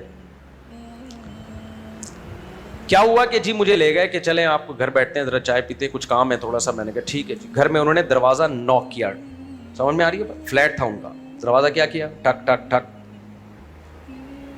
ایک دفعہ نوک کیا, اس کے بعد دھاپ دھاپ دھاپ کوٹنا شروع کر دیا, کھولو دروازہ, چیخنا شروع. میں نے کہا یہ بندہ کیا ہے, بولو ادھر سے کیا ہے. باہر ان کی بیگم نے آگے دروازہ کھولا اور پھر ڈانٹا, یہ گھنٹے سے کھڑا ہوا یہاں. کہا بھائی آ رہی تھی, واش روم میں تھی, فلانی تھی, وغیرہ وغیرہ, 20 مسئلے ہوتے ہیں. میں نے کہا یہ جو طلاقیں اس کو ہوئی ہیں نا, آج مجھے وجہ سمجھ میں, یہ بندہ کہاں بیٹھا ہوا ہے, توے پہ. اب یہ کبھی بھی توے سے نہ اترے گا, اور توے پر یہ کیا کرے گا, اچھلتا رہے گا. توے پہ بیٹھا وہ کبھی تمیز سے بات کرے گا, وہ تو غصے میں رہے گا ہر وقت. تو ایسا ایگریسو آدمی ہر وقت بھنایا ہوا, ہر وقت ذرا ذرا سی بات پہ 2 فٹ اچھلنے والا, چیخنے والا, چلانے والا. آج کل ڈراموں فلموں میں یہی سکھایا جا رہا ہے. اٹھا کے پلیٹ توڑ دی, ہاں نکل جاؤ یہاں سے, چماٹ مار دیا رکھ کے. تو جو یہ ڈرامے فلمیں دیکھیں گے وہ کیا بنیں گے. دیکھو ڈراموں میں جان پیدا کرنے کے لیے چیخنا چلانا ان کا ایک حصہ ہے. پورا ڈرامہ تمیز سے گزرا جائے تو وہ ڈرامہ تھوڑی ہے, وہ تو ریئل لائف ہو گئی نا بھائی, وہ تو ریئل ہو گئی. تو ایکشن بازیاں, چیخنا چلانا اور ایکشن مارنا اور اوٹ پٹانگ حرکتیں کرنا اور چھچور پنا, یہ سب ڈراموں کا, فلموں کا حصہ ہیں. تو جو لوگ ان چیزوں میں پڑیں گے وہ یا تو چھچورے بن جائیں گے, سنجیدگی ختم ہو جائے گی, کھڑے کھڑے ہل رہے ہوں گے. آپ نے دیکھا ہوگا بعض لوگ کھڑے کھڑے کیا ہوتے ہیں, ہل رہے ہوتے ہیں. اور یا وہ غصے کے تیز ہو جائیں گے, چیخیں گے, چلائیں گے, خودکشیاں کریں گے, اپنے آپ کو غموں میں ماریں گے, پھوڑیں گے. کیونکہ یہی ہوتا ہے کہ جی وہ معشوقہ بھاگ گئی تو عاشق نے خودکشی کر لی, عاشق نے سر جا کے دیوار پہ مار دیا, عاشق پاگل ہو گیا اور یہ ہو گیا, بچہ مر گیا تو ماں نے جو ہے نا سر نوچنا شروع کر دیا اور چیخ رہی ہے. یہی ڈراموں فلموں کی کہانیاں ہیں. تو جو یہ دیکھے گا ریئل لائف میں بھی کیا کرے گا, وہ یہی کچھ کرے گا. تو یہ کوئی کامیاب زندگی کی علامت. ڈرامہ تو اس کا اینڈ تو رائٹر کے ہاتھ میں ہوتا ہے, کیسے ختم کرنا ہے اس نے اینڈنگ. جو ریئل لائف میں جب آپ یہ ڈرامے کرو گے تو اس کی اسٹارٹنگ آپ کے کنٹرول میں ہوگی, اینڈنگ قدرت کے کنٹرول میں ہے. اس کے جو سائڈ افیکٹ ہے نا وہ کیا ہوں گے, وہ نہیں ہوں گے کہ ہیرو ہیروئن کا آپس میں ملاپ ہو جائے گا. وہ ایسے ہوں گے کہ ٹرین کے نیچے آ کے مرو گے کسی دن. سمجھتے نہیں ہے بات کو, نکل پڑتا ہے رات کو. جو نہیں پڑے گا رات کو کیسے سمجھے گا بات کو میرے بھائی. تو وہ وزیرستانی دوست کا میں قصہ سنا رہا تھا. انہوں نے کہا مفتی صاحب میرے بچے کیا ہوتے جا رہے ہیں کراچی آنے کے بعد, بدتمیز. میں نے کہا اس میں کراچی کا قصور نہیں ہے, کراچی کی تہذیب تو پوری دنیا میں ونس اپون اے ٹائم مشہور تھی. ابھی بھی کراچی کے بڑے اچھے اچھے علاقے ہیں, جا کے رہو تمیز ملے گی آپ. یہ ہماری یونیورسٹیوں نے اور کالجز نے کلچر تباہ اور برباد کیا ہے. کیونکہ یونیورسٹیوں میں تعلیم تو ہم گوروں سے لے رہے ہیں, ساتھ ساتھ کلچر بھی کس سے لے رہے ہیں, انگریزوں سے لے رہے ہیں. ان بیچاروں کا اپنا ہی کلچر نہیں ہے تو ہمارا, ان کا تو ہے ہی نہیں کلچر. اب بتاؤ مجھے, ہمارے جو سائیکیٹرسٹ ہیں جو بچوں کی نفسیات پہ ماسٹرز کرتے ہیں وہ وہاں سے پڑھ کے آتے ہیں. سمجھ میں آ رہی ہے بات, کہاں سے پڑھ کے آتے ہیں, وہاں سے. حالانکہ ان کے یہاں بچے ہیں ہی نہیں. یعنی وہ قوم ان کو بچے پالنا سکھا رہی ہے جن کے اپنے بچے ہی نہیں ہیں, ہوتے ہی نہیں ہیں. یہ تو مجھ سے سیکھنا چاہیے جس کے بچے ہوں. میرا خیال ہے, کیا خیال ہے بھائی, یا ان سے سیکھنا چاہیے جن کے ہوں بچے. بچے ہی نہیں ہیں اور ہمیں بتا رہے ہیں کہ بچوں کی تربیت. یہ پاگل پنا ہے یا نہیں ہے یار. ایک ہے موٹیویشنل اسپیکر آتے ہیں یوٹیوب پہ, بچوں کی تربیت کے حوالے سے بتا رہے تھے, کچھ صحیح کچھ بہت سی غلط باتیں بھی کر رہے تھے. تو مجھے خیال ہوا کہ یار یہ کیا کر رہے ہیں. میں نے ان سے پوچھو آپ کے کتنے بچے ہیں, آپ نے کیا کیا ان کا, آپ تو بتاؤ آؤٹ پٹ کیا ہے اس کا. آپ کا اپنا بھی ایک آدھ ہوگا, کچھ خواتین سمجھا رہی ہوتی ہیں ایکچولی بچوں کی جو مینٹل ہیلتھ ہے اس کے لیے ٹھش پش اس طرح انگلش میں جام ہو. آپ کے بچے کتنے ہیں؟ ایک ہے, دوسرا 6 سال کے بعد ہوا ہے. آپ تو سب سے بڑی ظالم ہو, اپنے بچے کو بہن بھائی سے محروم کر دیا آپ نے. بچے کے لیے کھلونے بہت ضروری ہیں یا نہیں ہیں؟ بتاؤ. ساری دنیا کے ڈاکٹر اس پر متفق ہیں کہ بچے کی جو مینٹل ہیلتھ ہے نا اس کے لیے کھلونے ضروری ہیں. بچے کو آپ کھلونا خرید کے نہیں دیں تو وہ مٹی کے کھلونے بنائے گا, ریت میں گھروندے بنائے گا. ہم بنایا کرتے تھے, ابا کبھی کھلونا لا کے دیتے, کھیلتے, نہیں لا کے دیتے تو مٹی, چکنی مٹی کو ہم اس سے گاڑیاں بناتے, اور گاڑی کے اوپر ایک چھوٹا سا ٹینی نانا لگاتے. اس کا ایمبولینس کے اوپر وہ ہوتا ہے نا الارم, اس کا نام ہم نے رکھا ہوا تھا ٹینی نانا. بچوں نے, ہمارے کزن تھے, بہن بھائی تھے, سب بہت کھیلتے تھے, اللہ کا شکر ہے. تو اس کے اوپر ہم وہ چپکاتے تھے, اس کا نام کیا رکھتے تھے؟ ٹینی نانا. پھر گاڑیوں کی ٹکر مارتے تھے آپس میں نا, تو اس سے سب سے پہلے وہ ٹینی نانا ٹوٹتا تھا. تو ابھی تک ہمیں وہ لفظ یاد رہ گیا, میری گاڑی کا ٹینی نانا ٹوٹ گیا ہے. ٹینی نانا, وہ نہیں ہوتا ٹینی نانا, نہیں, یہ اس کا ہم نے نام رکھا ہوا تھا ٹینی نانا. میرے کزنوں کو پتا ہے, ابھی بھی اگر سنیں گے تو ان کو اچھی طرح یاد ہوگا. بہت کھیل ہے, اللہ کا شکر ہے, ہم نے بہن بھائیوں کے ساتھ بھی, کیونکہ ہمارے قریب العمر بہنیں بھی تھیں, بھائی بھی تھے, کزن بھی تھے, پھر گلی محلے کے دوست احباب بھی تھے. تو بچے کے لیے جب جہاں ڈیزاسٹر آتے ہیں, کچھ اس طرح کے سیلاب آ گیا, زلزلہ, جو بچے خوف کی کنڈیشن میں ہوتے ہیں, تو ڈاکٹر کیا کہتے ہیں, ان کو کیا دو؟ کھلونے دو. اور یہ بالکل صحیح کہتے ہیں, ان کو دو تاکہ ان کا مائنڈ ادھر جائے. آپ کو پتا ہے بچے کے لیے سب سے بہترین کھلونا کیا ہے؟ سب سے بہترین کھلونا بچہ ہے, دوسرا بچہ. وہ کھلونے سے بھی حقیقت میں جب ہی کھیلتا ہے جب اس کے ساتھ کھیلنے والا کوئی پارٹنر موجود ہو. اس کو تو محروم کر دیا. 6 سال 8 سال کے وقفے ہیں, ایک اتنا بڑا ہو گیا اور دوسرا اس کی لیول ہی کا نہیں ہے. بہت سے لوگ کہتے ہیں جی 2 بچے پالنا آسان ہے, زیادہ بچے مشکل نہ ہے. زیادہ بچے پالنا آسان ہے, وہ خود ایک دوسرے کو پال لیتے ہیں. 1-2 بچے ہوتے ہیں, پاگل ہو جاتے ہیں ماں باپ ان کے لاڈ پیار اٹھانے میں. میں نے دیکھا ہے پاگل ہوتے ہوئے لوگوں کو. ایک بچہ باپ کا سر پھوڑنے کے لیے کافی ہو جاتا ہے, ماں کا تباہ کرنے کے لیے, ہر وقت اسی میں لگی رہتی ہے, پاگل ہو جاتی ہے وہ. میرے جس گھر میں بچے زیادہ ہیں اس زوجہ کے ساتھ سفر آسان ہے, کیونکہ وہ سنبھال لیتے ہیں ایک دوسرے کو. جس میں کم ہے ان میں بچوں کے ساتھ ہی سفر کرنا پڑے گا, ورنہ ان کو سنبھالے گا کون؟